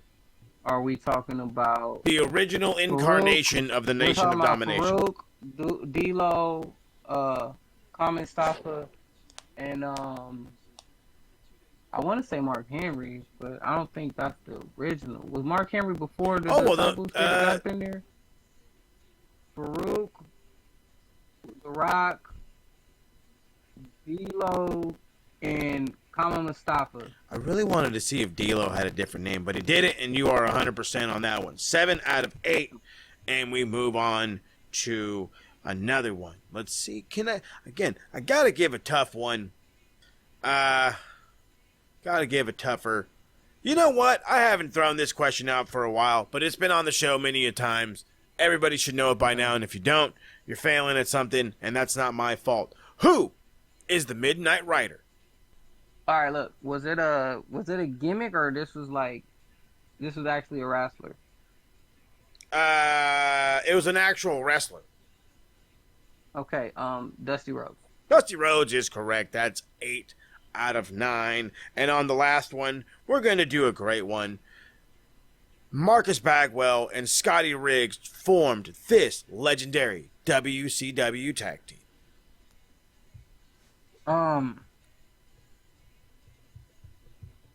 Like American males or American male models, American males, something like that. Give me a distinctive final answer. American males. American males. American males. Still one of the catchiest fucking theme songs in all of WCW history. American males is correct. 9 out of 10 for the reigning, defending Knowledge champion. And with a scoreline of 9-3, still the Max Knowledge champion, Ted P. Dinero. Let's get to the tag team championships now. Technically, the only bit of gold that the Dragon Club brought to All for One, even though the Shape is kind of an unofficial member because he's an alter ego. It's a split personality thing. But anyway, split thing. It is Team TSK versus the Madness, combined TV rules, first time ever for the Max Tag Team titles. Let's go.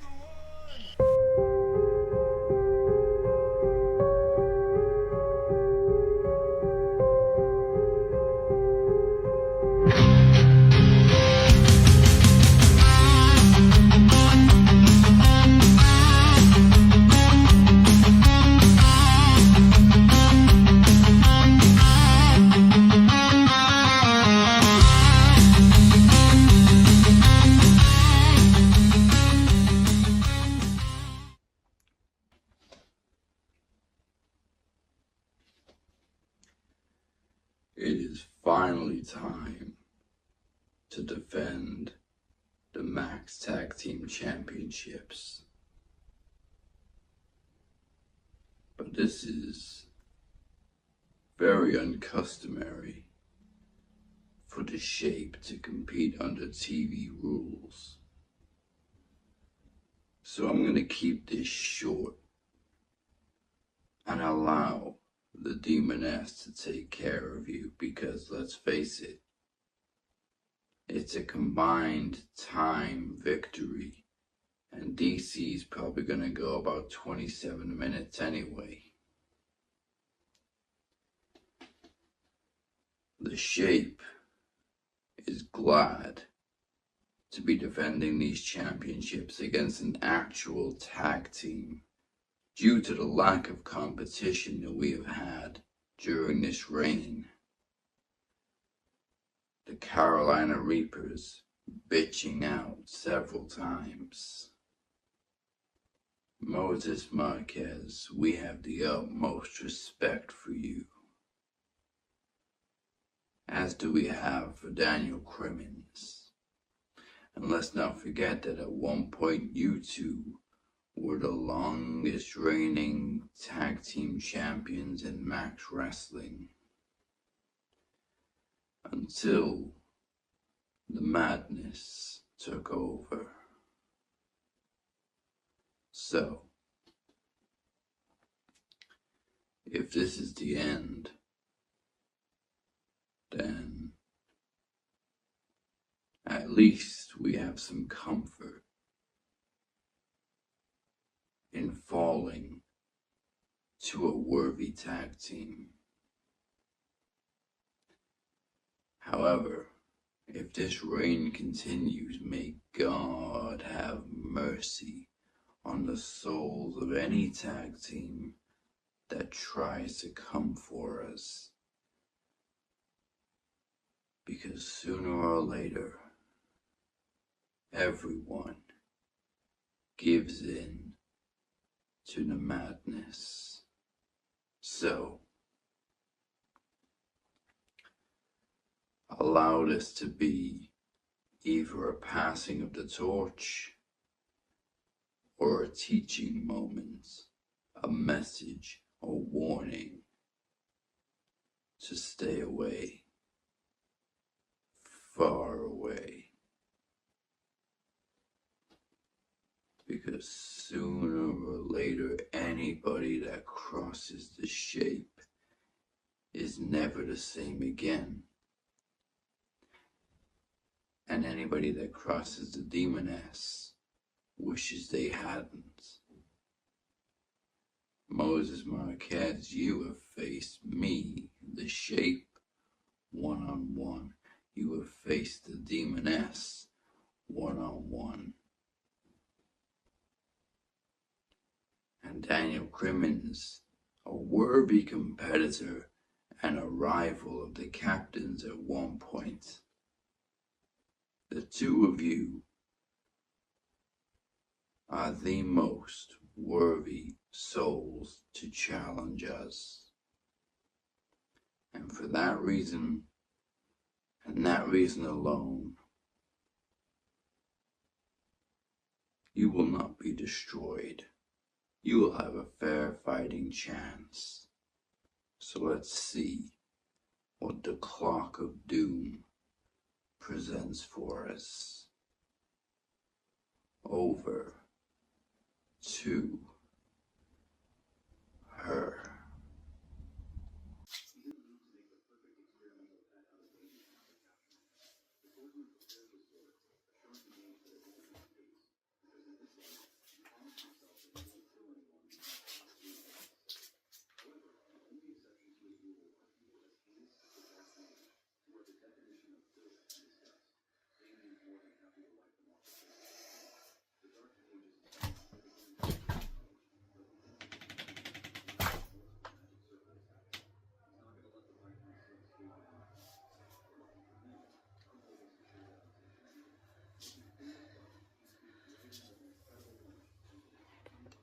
Hello, mortals.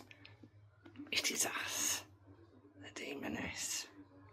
Moses, DC. You naive mortals are here for what reason?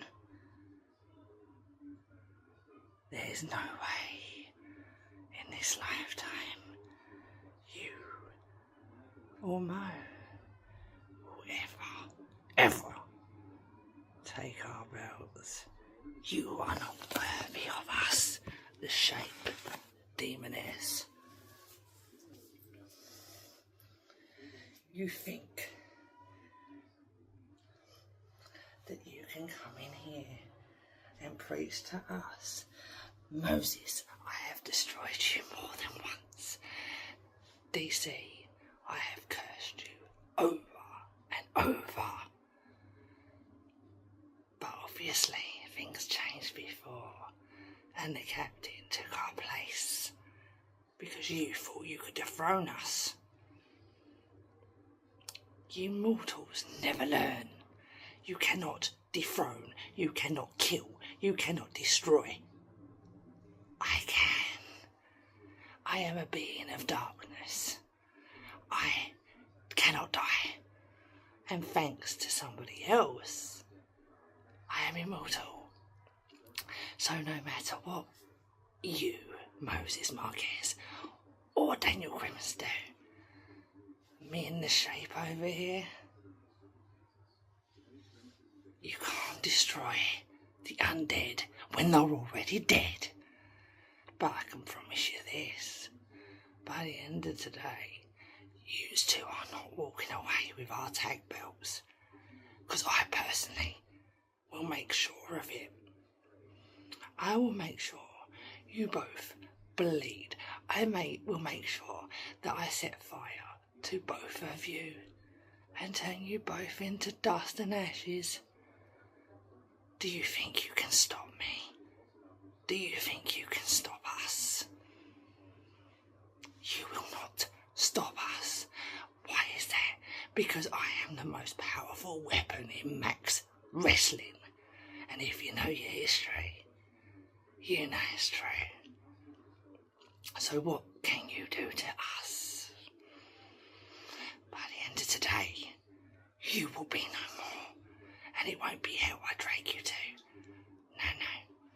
Where you're going,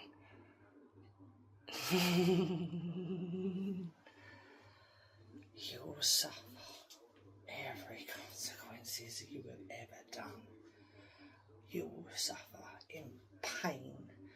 Your body will shake. Your bones will crack. The time of used to is over.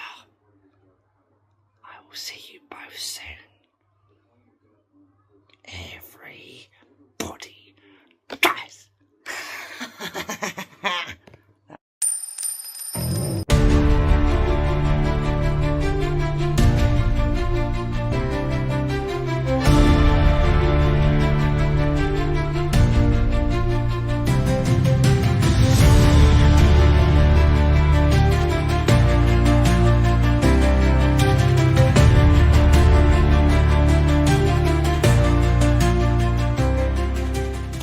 Ready or not, here I come. I really don't have much else to say.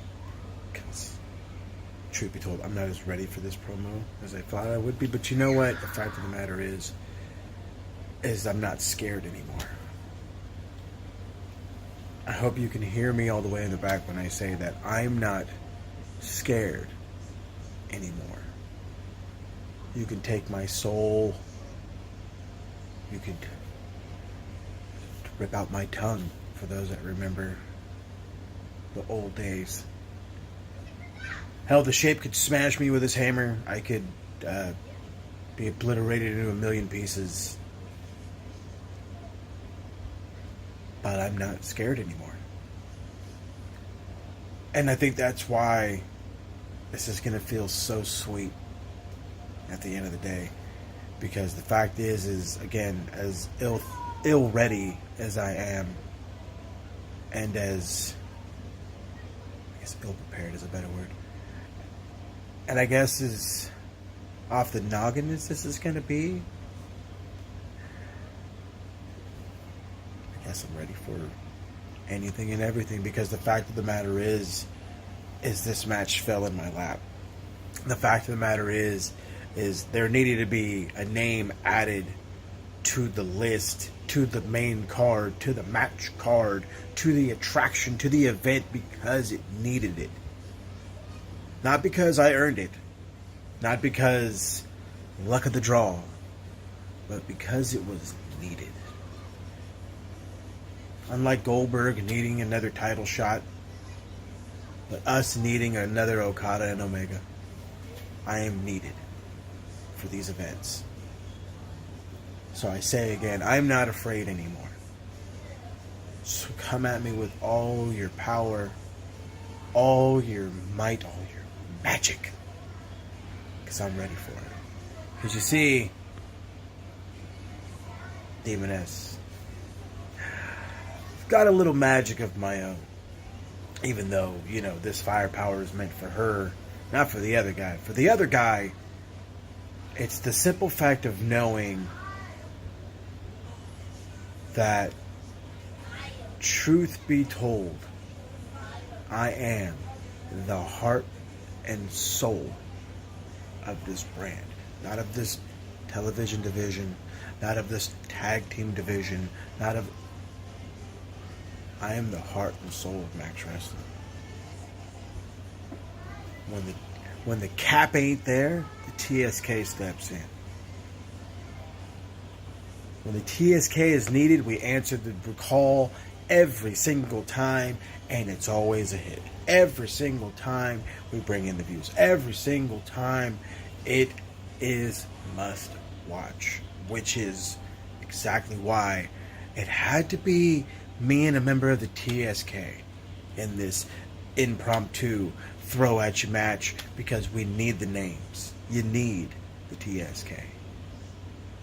I go in a circle to end up in a triangle. It's a beautiful thing, this neighborhood we're in. As I stare the two of y'all down and the two of you wait there in mystery, and you're so fucking curious, Who is his partner? Who could it be? Could it be Harold? Could it be Rob? Is it obviously DC? Is Ted P. Dinero? Or maybe, just maybe, there's another member of the TSK? Well, we never really know, Because if you know, you know. And if you don't, it ain't for you to get. Like European championships. Champions of Europe. You'll never sing that. Like the man said, it had to be a member of the TSK. And who better than the shooter? Who better than the one who came up with his own option for the Iron Bank? Me. So, Mo, to quote one of my absolute favorite movies, you need a partner, I'm your Huckleberry. Now as for the opponents, Demoness, the darkness personified, hell incarnate, whatever you want to say, you and I are finally getting to do our little dance here.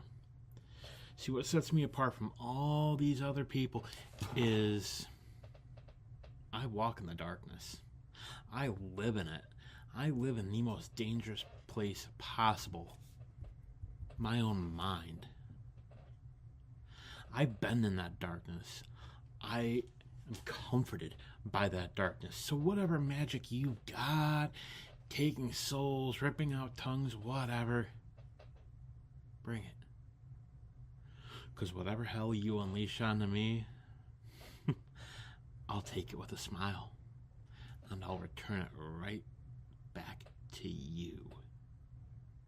And see, the thing with me is, I don't know when to stop. So I will keep coming and coming and coming until I am something far worse than you could ever imagine. You thought the shooter was bad? Oh, just wait. Just wait till you see what's coming. As for the shape, that guy, how many fucking nicknames do we need here? Everybody's got one. Mo's got one. I got one. Brothers of Ass Destruction or Ass Destruction, whatever. Does not matter. They have nicknames. I come from an era where nicknames are not chosen. They're earned. You can't just say, oh, hey, I want to be this person. I want to be that person. No. We don't do that here. You earn your nickname. Walker earned his nickname. We know who gave it to him. Amir, he's earned every fucking nickname he has. Mo, my dear friend and partner, has won it. He's won his nicknames. And if memory serves me correctly, Mo and I have won these titles before. And we want them back. So imagine my surprise when Mo comes to me and just says, hey, I need somebody. And I thought, yeah, I kind of want my title back. I do. I want this one. And there's something else I want. But you'll find out soon enough. Dazzy, Shape, Captain, whatever the fuck you're calling yourself these weeks. I warned you. I warned you what could happen when you let the inmates run the asylum. But now you're finding out. You've opened a door here that just can't be closed. And I've kicked that door down. It's not closing it. So it's coming. It is coming, and you know what? Whatever you throw, I've seen it. Difference is, unlike all these other guys, I don't care. So throw your magic at me. Throw this. Throw that. But it's just going to piss me off. And you're going to see how dangerous I can be when I'm pissed off. So, good night, sleep tight, and better be careful. You never know when I'm going to show up. Team TSK, our time, proud time, 8 minutes, 53 seconds. I have a funny feeling we might have came up short. Well, I mean, everybody else is seeing this already, so they know the times. But the combined time for the Madness was just under that, with 7 minutes 37 seconds. Hey! Once again, the Max Tag Team Champions, DC and Mo. Let's go. The TSK are taking over, baby. But I pity whoever has to deal with the Demoness's wrath now. Oh, well, yeah. Well, I mean, she's mad about that. She lost her, like, second best player to my team, so she was already mad at me anyway, which I brought up, by the way, because Champions of Europe. I love singing these songs. These things are great. She's going to haunt you again. Wouldn't be the first time. Every time you shut your eyes, the Demoness is going to be there now. I'm scared of the Demoness as it is. Hey, I said it in my promo, as fucking Macaulay Culkin said, I'm not afraid anymore. I say that with my fucking doors double locked, okay? Well, the thing is, the Demoness never really wanted championships, so now she has just free reign to do whatever she wants, and if anything, that's even more terrifying. How do you put it like that? I just said I wasn't afraid anymore. Kind of shit, motherfucker. That's what happened in Home Alone. I'm not afraid anymore. Old man Marley comes back and he just runs back into the house. See, I'm glad somebody put the connection. All right. Thank you for joining us for All for One. We still have the World Championship match to come, of course, but our next Max event is 10th Annual Promo Slam, and it comes your way July 31st, featuring predictions for both nights, because it's a 2-night event this year for the first time ever, of the 2025 SummerSlam. And as you heard earlier in the North Carolina title match, the captain has worked out a deal with Cypher, and they will meet at Promo Slam for Cypher's Television Championship. It's finally going down. Boy, howdy, I can't wait. Yeah, and the Welsh Championship is on the line now, too. It's going to be a unification match. That's what I'm talking about. Okay, before we get to the main event, let's put some points on the board, because we got 2 lists. One's nice, one's not so nice, but we always check them twice. It's time for the bell-end board. Y'all need to stay off the damn internet. The hell's a bellend? A bellend? You're a bellend, mate. Look, bellend 1, bellend 2, big veiny bellend over here. I'm not playing. The amount of people that need to stay off the internet is fucking substantial. Absolutely substantial.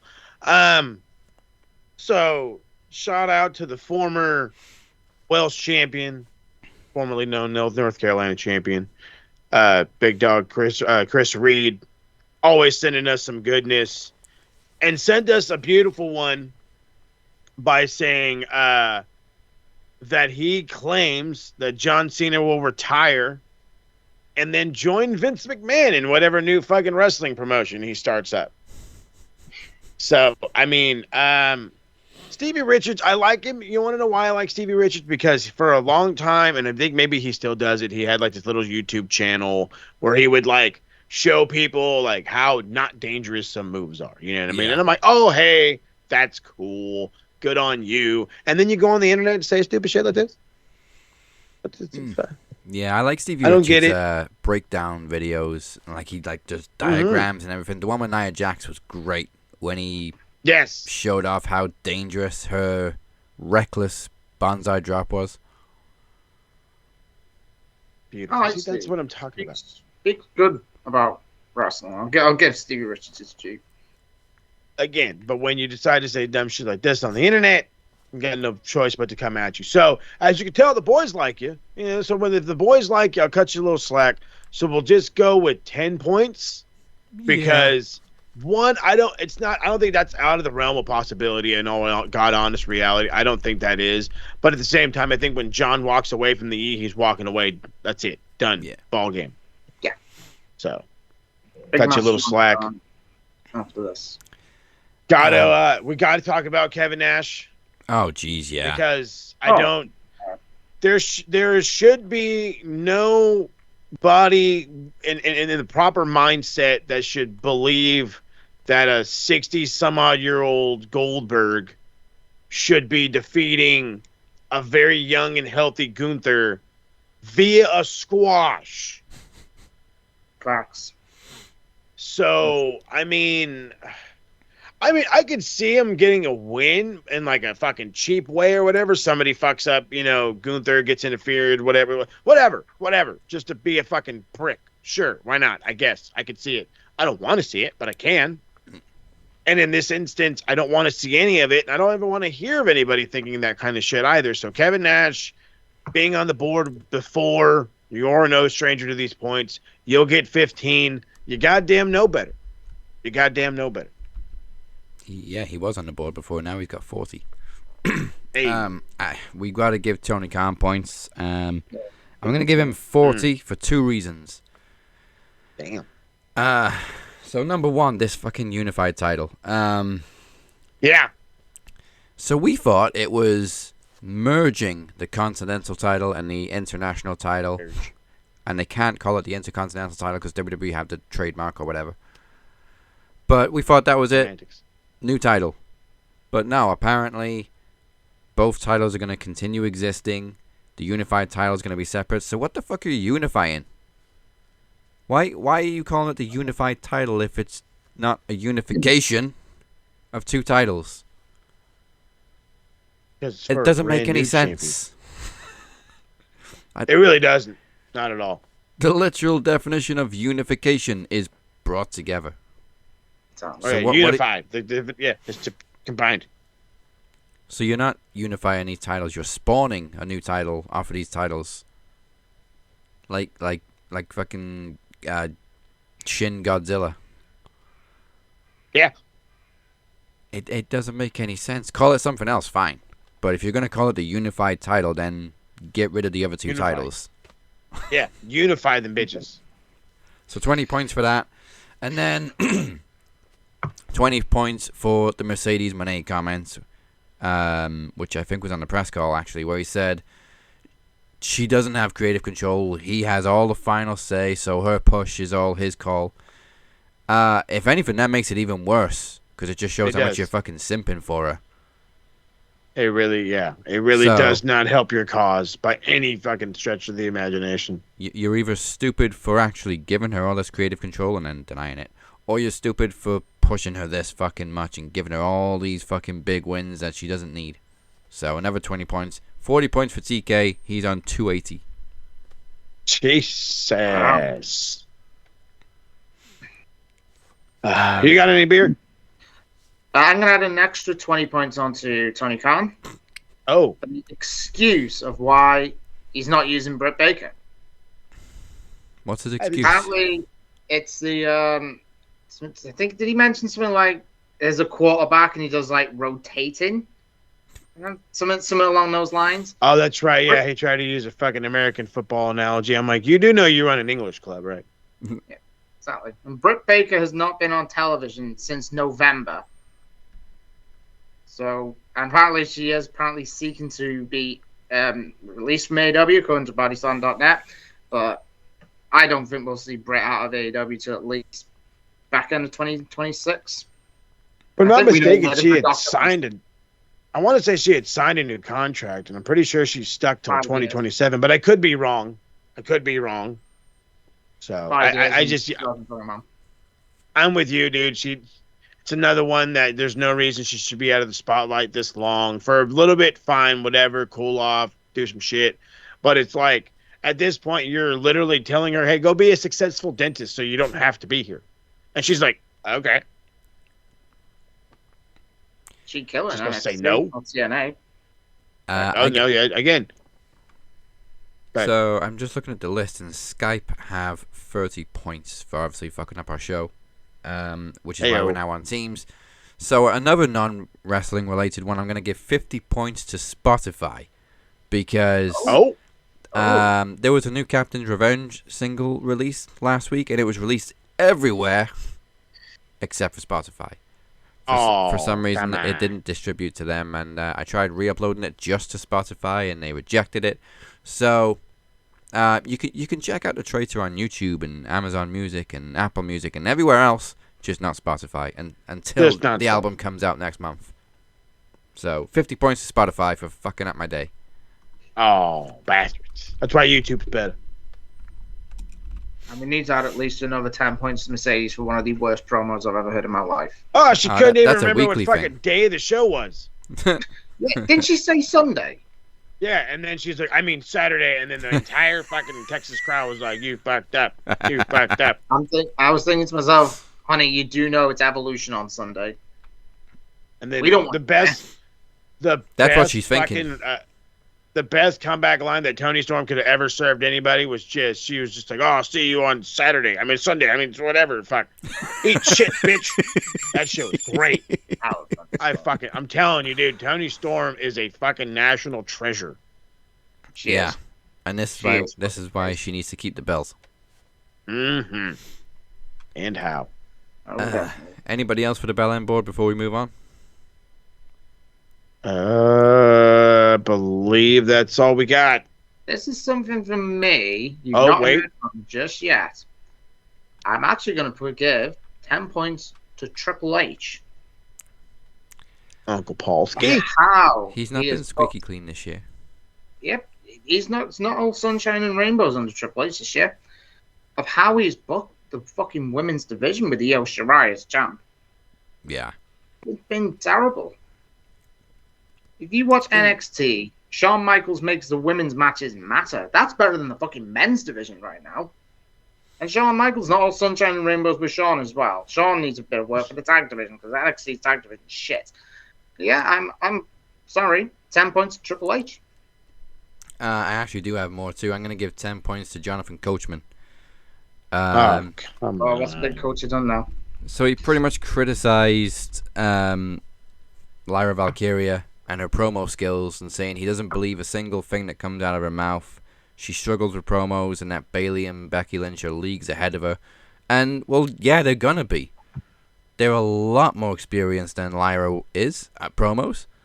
But, I mean, I've seen some awkward moments from Lyra on the mic. But I think she's gotten a lot better in this feud with Becky. And there was that one...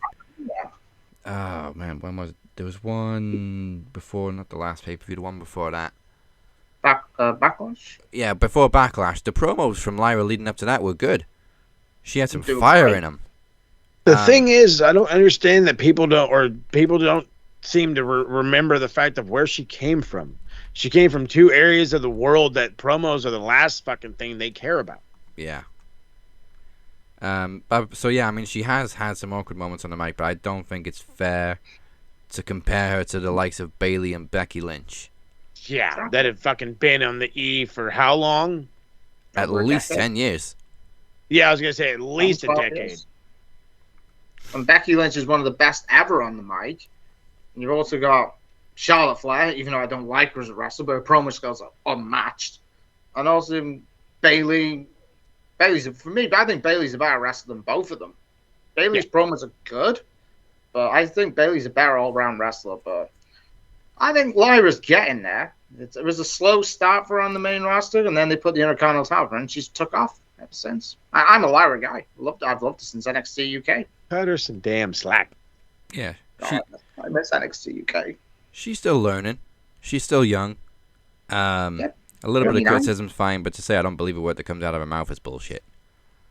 Whole bunch of it. Alright, moving on to the other board. Let's put some points on the bruv board, bruv. Pull them up.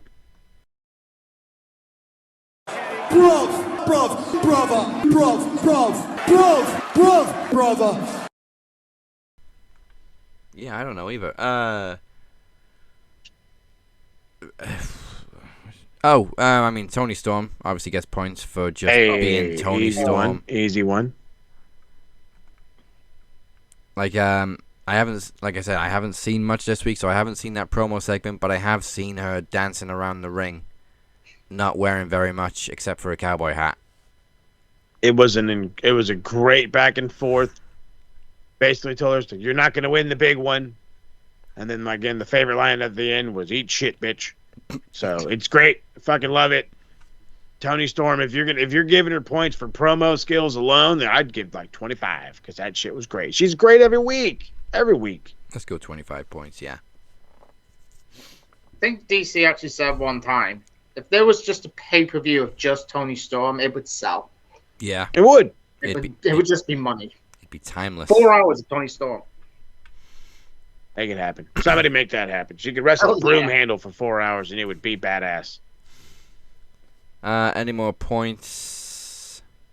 Well, you know what? I'm going to do another non-wrestling related one, even though he's got some wrestling connections. I'm going to give 100 points to the legend that is Ozzy Osbourne. Hey, fuck yeah. My friend went there. I was like, you bastard. That was a show and a half. Friend was there. Sent me a video and I was like, you cunt. And while we're at it, 50 points to Youngblood because I'm very, very, very new to his music, but I knew who he was, but that performance was stunning. No, you're 100. I had not a clue who this kid was. And then he's out there belting. I've been listening to that shit on repeat. I'm not even going to lie. Was out goddamn standing. And then to find out that, they did a little cool cross exchange. Like, I guess Ozzy had given him a cross at some point and he wanted to repay the favor. So he gave him one. And as a kid whose very first concert was an Ozfest, it's crazy to see where Ozzy is now. And you know what I mean? All of like 18, almost 20 years, actually no, about 20 years later, it sucks to see it end, but I'm glad I got to catch some of it on video. Yeah. So an easy 100 points for Ozzy. Easy. But back to wrestling. Oh yeah, 20 points to Stone Cold Swerve Strickland. Yeah. Just a great old school Stone Cold-ish moment, and they even nailed the exact same Tron transition. So when DX were in the ring, there was just like a freeze frame of Stone Cold in the crane backstage, crane, whatever the hell it was. And they did the exact same thing with Swerve. It was just his face, and then he moved. Yep, it was great. Perfect. Destroys this disgusting looking limo that has like these decals on it that look like fucking stickers. So glad. You could tell they didn't give a shit about the car, but it was so awesome. Did they still have all the empty shoe boxes in there too? Probably. That's probably what they're all mad about. I think that's what Nick said. He's like, my shoes. That'd be my reaction, no. Right? All them fucking boxes. You guys are crazy. Oh, man. I'm not very privy on this week's action, so I don't know much about what's happened, so I can't really dish out many more points. Was there another? I don't want it. No, Mark Briscoe and MJF wasn't all. Actually, no, I do want to give Mark Briscoe 10 points. I do want to give the Susquehanna Chicken. I want to give him 10 points not for the segment that he had with MJF, but the aftermath of that. Because the reality is if you talk about his brother, he's gonna snap, and that's exactly what MJF did. MJF said that if his brother could be here right now, he would say that I didn't deserve to be in that accident. You did, and of course he snapped, freaked out, and it was at one point a well-spoken Southern man. And he goes in the back, hot as all holy shit, and they're talking this all over again. And it's just fucking crazy and bananas, and I loved it. And he said, I'm going to kill you, boy. Is exactly what he said to MJF. So now I really can't wait for Saturday. Any beer? It's been quite quiet. Quiet way, to be fair. It has been very quiet in terms of... I actually want to give 10 points to Yoshiki Inamura from NXT. Very good back and forth with Obafemi. And that's going to be a banger match on Saturday, which I'll watch after All In. Mm-hmm. Also, I want to give 10 points to Penta. Hey, the buckle bomb, and then countered into the Mexican Destroyer. That move was sick. It's probably the only thing I've seen of Raw at the minute. So hold on, wait. If we're giving points to Penta, we got to give points to Paul Heyman because another gringo with fucking just perfected Espanol. So I'll give 15 to Paul Heyman. And then if we're being those guys today and we're giving out non-wrestling points, granted Ozzy is deserving of all of them. I have to give non-wrestling points because football. I got to give points too. God, do I have to say his name? I guess I have to give points to Daniel Levy for finally getting a big name player. And yeah, I'm still rubbing it in Nicola's face. Sorry, I have to do it. Well, I'll finish it off with 10 points to Braun Breaker. Hey, because I did see a tiny little clip where he apparently went off script, but the reason I'm giving him 10 points is because you could see Seth Rollins and Paul Heyman behind him, like looking so confused, and then the only thing I caught from Paul Heyman was, "That's not what it says." Braun is good on the mic, by the way. If Braun did go off script, it wasn't really noticeable. It seemed like that's what he was meant to say, but what sold it was Seth and Paul Heyman. So if that was unplanned, then Braun is good. Braun is the man. Seen him. I've survived 2.0 days, and this guy is a freak. Oh, I want to give 10 points as well to Rey Fenix and Andrade. What a fucking tag team. Hey, hodgepodge, gotta love it. I think it's just trying to get Rey Fenix's feet wet in a way, but then again, the Lucha Brothers are going to reunite at one point. Yeah, I kind of don't want him to, because Penta's killing it right now solo. He's so popular. Exactly. Penta's over as fuck. It was slow when he first came in, but now, since he's gotten better and better, Penta's one of the most over guys on Raw. I'm sure he's probably selling the most merch right now, too. His mask sales when it was released, at least before his first match with Gable, Penta was selling merch for fun. Yeah, didn't his mask sell out like really quick? Oh yeah, Juan will be doing the same very soon. Oh, all right then. It is time to close the show with our World Championship match. It is main event rules, which is the same as TV rules, except promos must be at least 5 minutes, and there cannot be more than a 5-minute difference between your promo and your opponent's promo if you want to win. Plus, there's an added stipulation. If Beer does not win this match, all 3 members of the Dragon Club are banned from challenging the Travisty for the World Championship. Come on, Beer. I am Beer.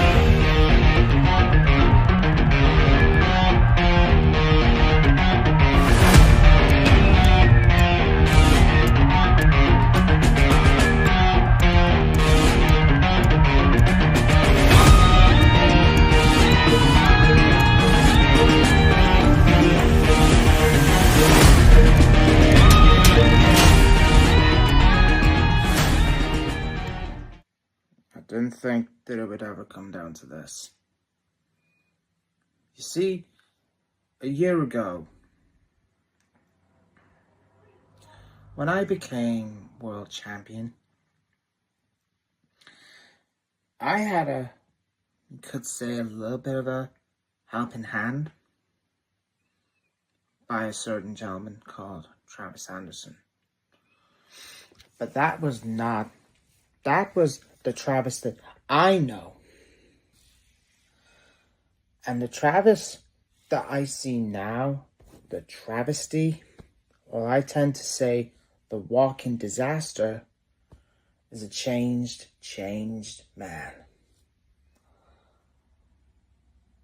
And I hear you think that the Brothers of Max Destruction is at the moment the most powerful force in Max Wrestling. You think you can make match stipulations and you think that you're in control. No, boys. You may have power. You may have a little bit of control. But at the end of the day, nature always wins.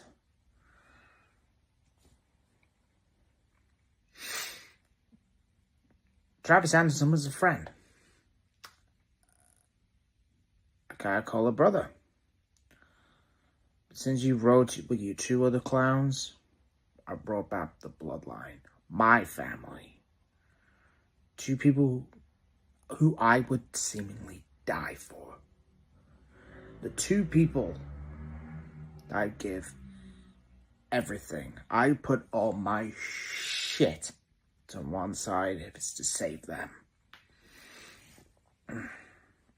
So this match is personal. It's personal to me now. It's personal. And when I was watching After Max a couple of days ago rather, when you three were talking absolute bucaria, a lot of absolute bollocks, a lot of crap, which made me want to throw up a lot of times.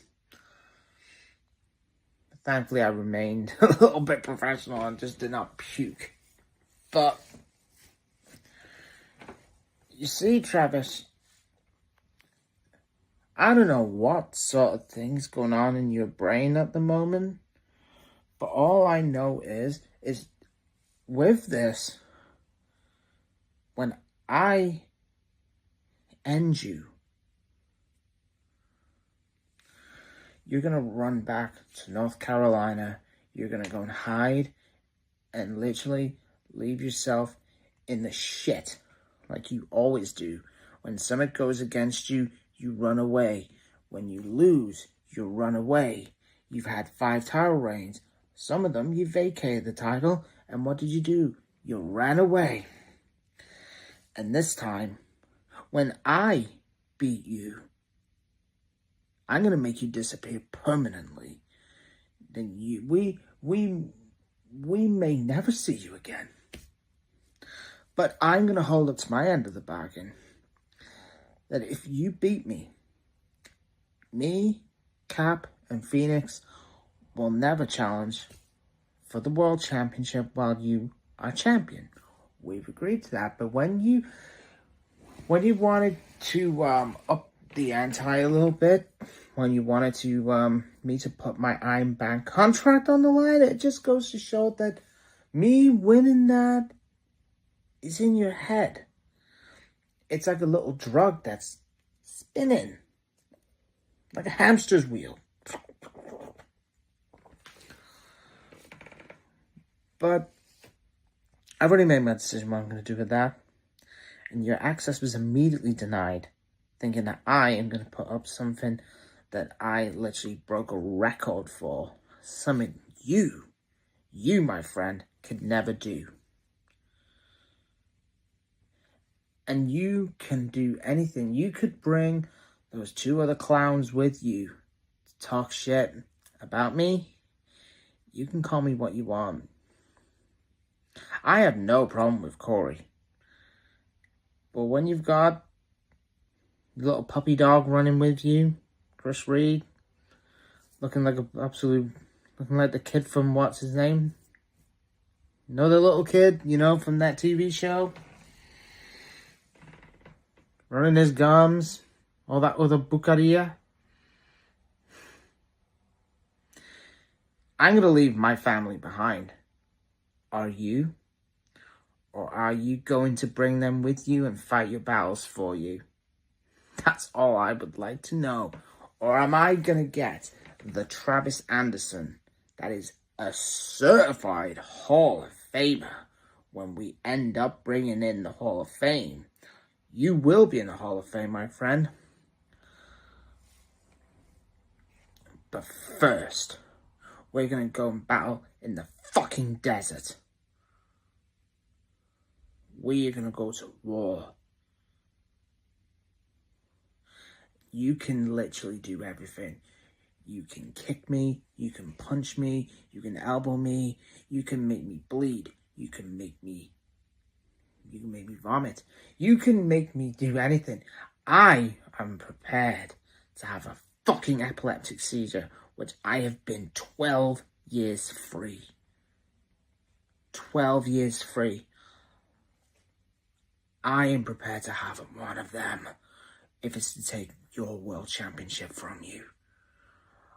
I will prepare to die to take that belt from you, to bring it back to the Dragon Club, bring it back to relevancy, to put some respect on that world championship.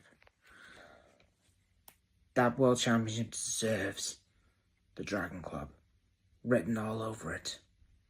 Travis, it's on, bitch.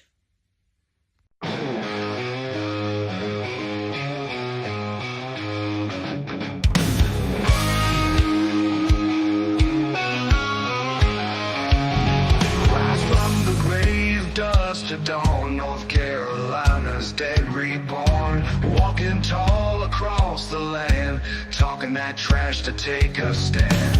Ain't no soul gonna hold me down. What's up, Beer?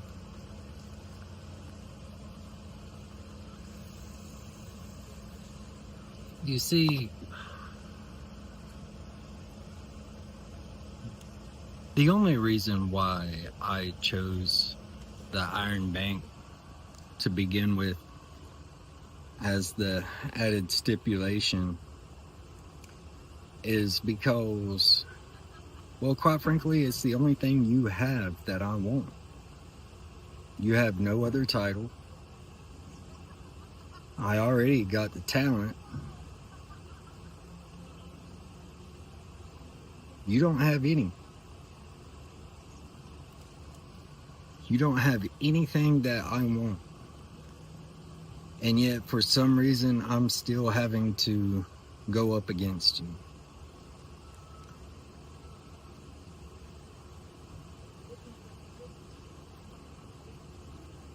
It's been a long couple of months. And quite frankly, I'm not feeling it.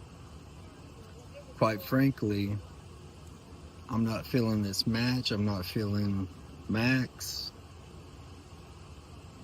I'm not feeling being champ. But Ima Ohid, we're still here. Now, over the past couple of weeks, things have been getting a bit heated between Dragon Club and Brothers of Max Destruction. But what y'all failed to realize is that's our plan. The plan all along was to destroy plans. Like, y'all seem confused by that.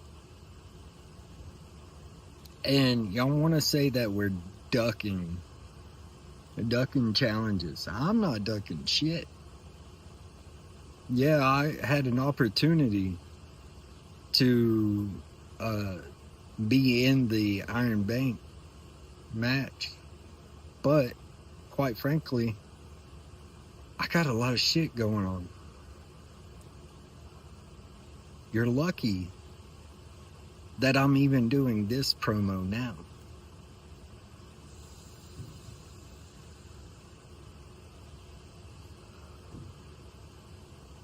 TV rules. Longest promo wins. And yet, I've already said everything I needed to say.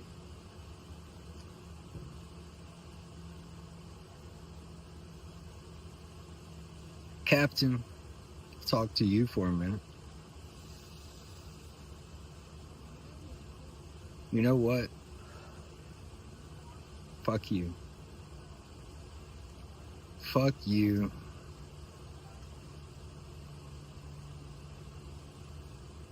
Yeah, that's about all I got to say to you. And then there's good old Feeney. Feeney, you're just stuck in the crosshairs. You have no beef with any of us. You're just focused on that knowledge title, which is completely fine. It's probably better for you that way. You don't want the smoke, do you? Oh, I crack myself up sometimes. Now, I know this isn't the best card promo I've ever done, let alone the best promo I've ever done in general. It'll probably get ranked up there with one of the worst. And that's okay. I'm okay with that. Because in TV rules, it doesn't fucking matter how good you are. It's just about how lucky you can be. You gotta take a wild guess how long your opponent's gonna go. Could go 3 minutes. Or you could be like fucking Blade Rodriguez and go fucking 12 minutes. That was overkill. 12 minutes is way too long for a promo around here. But Blade's gonna do what Blade's gonna do. Which leads me to what I said last week. On After Max, I stated that I see straight through you, Beard. And I'm looking forward to my next opponent. My next challenge is going to be up against Blade Rodriguez. Whether it's for the world title or not. That's my next opponent. I'm done playing with the Dragon Club. For now, anyways.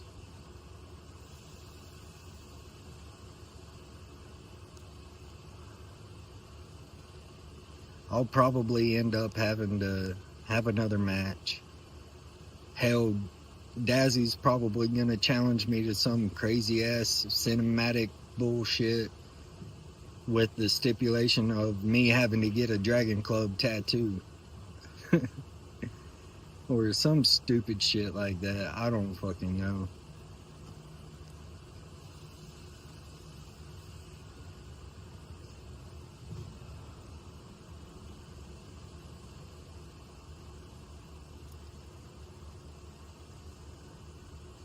I don't even know what else there is left to say. But one thing is certain, y'all can keep picking on us and calling us the sisters of masturbation or what the fuck ever. That's fine. Because at the end of the day, we are the brothers of max destruction. And whether we destroy you or we destroy your plans, no matter what, destruction will be done. And that's the bottom line, because the walking Travisty said so.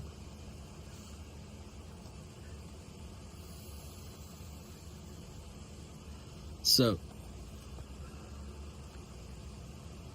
Max Wrestling and promo fans tuning in worldwide, thank you for allowing me to waste 8 minutes of your time. Hope you all have a fantastic day. And Beer, good luck, bud. He did it. He actually did it. And now, or what was it? Until he's no longer world champion, the Dragon Club is out of the loop in the world title scene. Mm-hmm. That's a tough pill to swallow. The John Moxley of Max Wrestling strikes again. Hey, Okay. the NWO is loud and proud. It's okay. We are banking on you, Blade Rodriguez. We are with you, my brother. You can do it. You can do it at Promo Slam. you can do And it. You know what? At least we brought some gold home, right? And we took something away from the bitches of masturbation. But thank you for joining us. We appreciate you all. Before we close this up, let's find out what's in store for the TSK with Click Talk.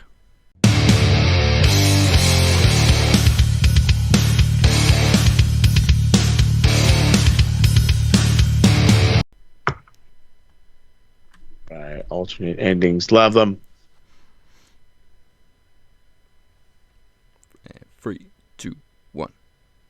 All right, so the TSK's got, actually, there's a whole lot of shit going down this weekend, so I'm not sure what all we're covering. For sure, there will be at minimum, a review of All In Texas with a possibility of a live reactions video and a review as well. That way you get a little bit of both. You get to see how we're reacting to the fun stuff. Maybe we'll react with you. Who knows? Maybe we can find some time to go live or something with that one. But again, at minimum, there'll be a review. And with the, I guess now the known knowledge, not so much the, hey, we knew about it, but now all of a sudden refinding out, I guess, about Super Card of Honor, maybe we'll be able to jump onto that one too, since the boys do love to do some Ring of Honor magic and love with that one.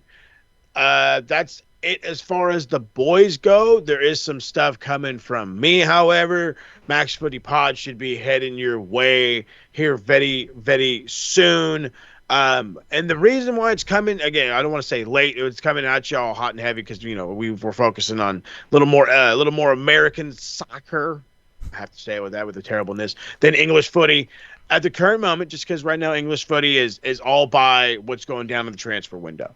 So I do have an episode that I am going to get ready to drop. It was talking about a review game from last weekend from my local club, San Diego FC. Going to talk about the game they got coming up this weekend, as well as looking forward to their very first year in the MLS and having a possibility of already winning the League Cup because they are one of the best teams in the league. So you're going to hear my rant about that one and right here on the official relaunch of the Max Footy Pod. And of course, you're going to be able to figure all that out by following us on all the fun socials. Follow us on the evil Twitter machine, Max Wrestling UK, Captain 512, SMR Podnet, Max Football Podcast is going to be the tagline on the Twitters. Of course, check out the Max Wrestling beautifully done website, maxwrestlingnet.weebly.com. Whole bunch of links you got right there for you. And then, of course, do not forget to hit the subscribe button, follow button right here, starting on the YouTube. Head on over to Facebook, Twitter, Instagram, TikTok, and any and all other fun social media platforms that you may find us on.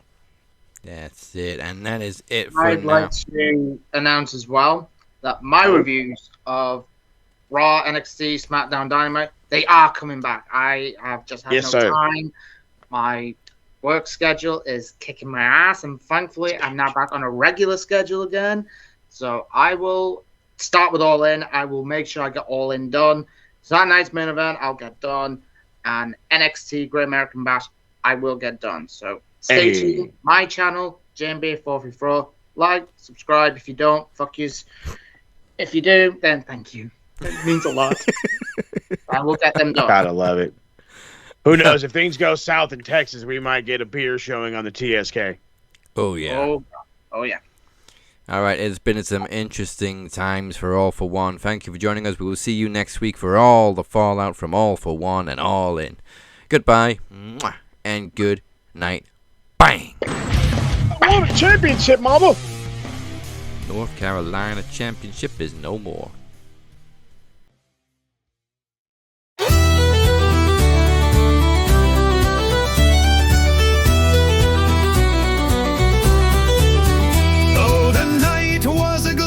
With the moon hanging high, when I met me own brother with steel in his eye, a handshake he gave me, a smile cruel and thin, but the dagger was hidden neath the cloth of his grin. So lock all your windows and lock all your doors. The traitor walks free while me blood stains his floor.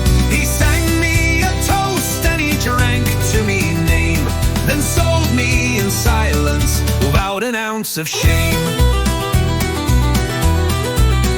Oh, we sat side by side and we told tales of old, but greed is a worm that can feast on the soul. I ne'er saw the blade as it flashed in the night, and he traded our bond for his selfish delights. So lock all your windows and lock all your doors. The traitor walks free while me blood stains his floor. He sang me a toast and he drank to me name, then sold me in silence without an ounce of shame.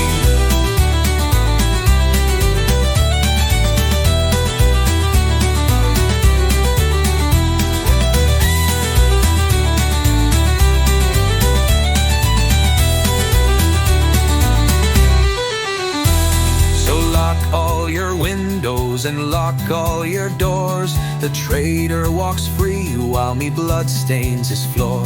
He sang me a toast and he drank to me name, then sold me in silence without an ounce of shame.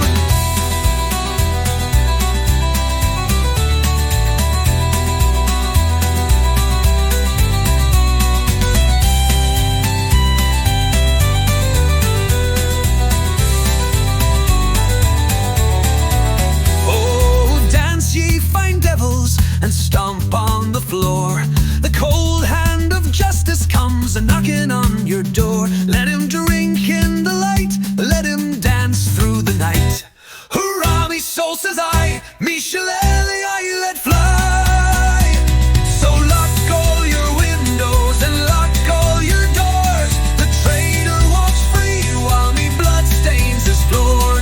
He sang me a toast and he drank to me name, then sold me in silence without an ounce of shame.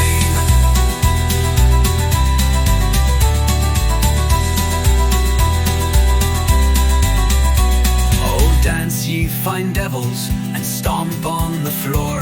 The cold hand of justice comes a-knocking on your door. Let him drink in the light, let him dance through the night.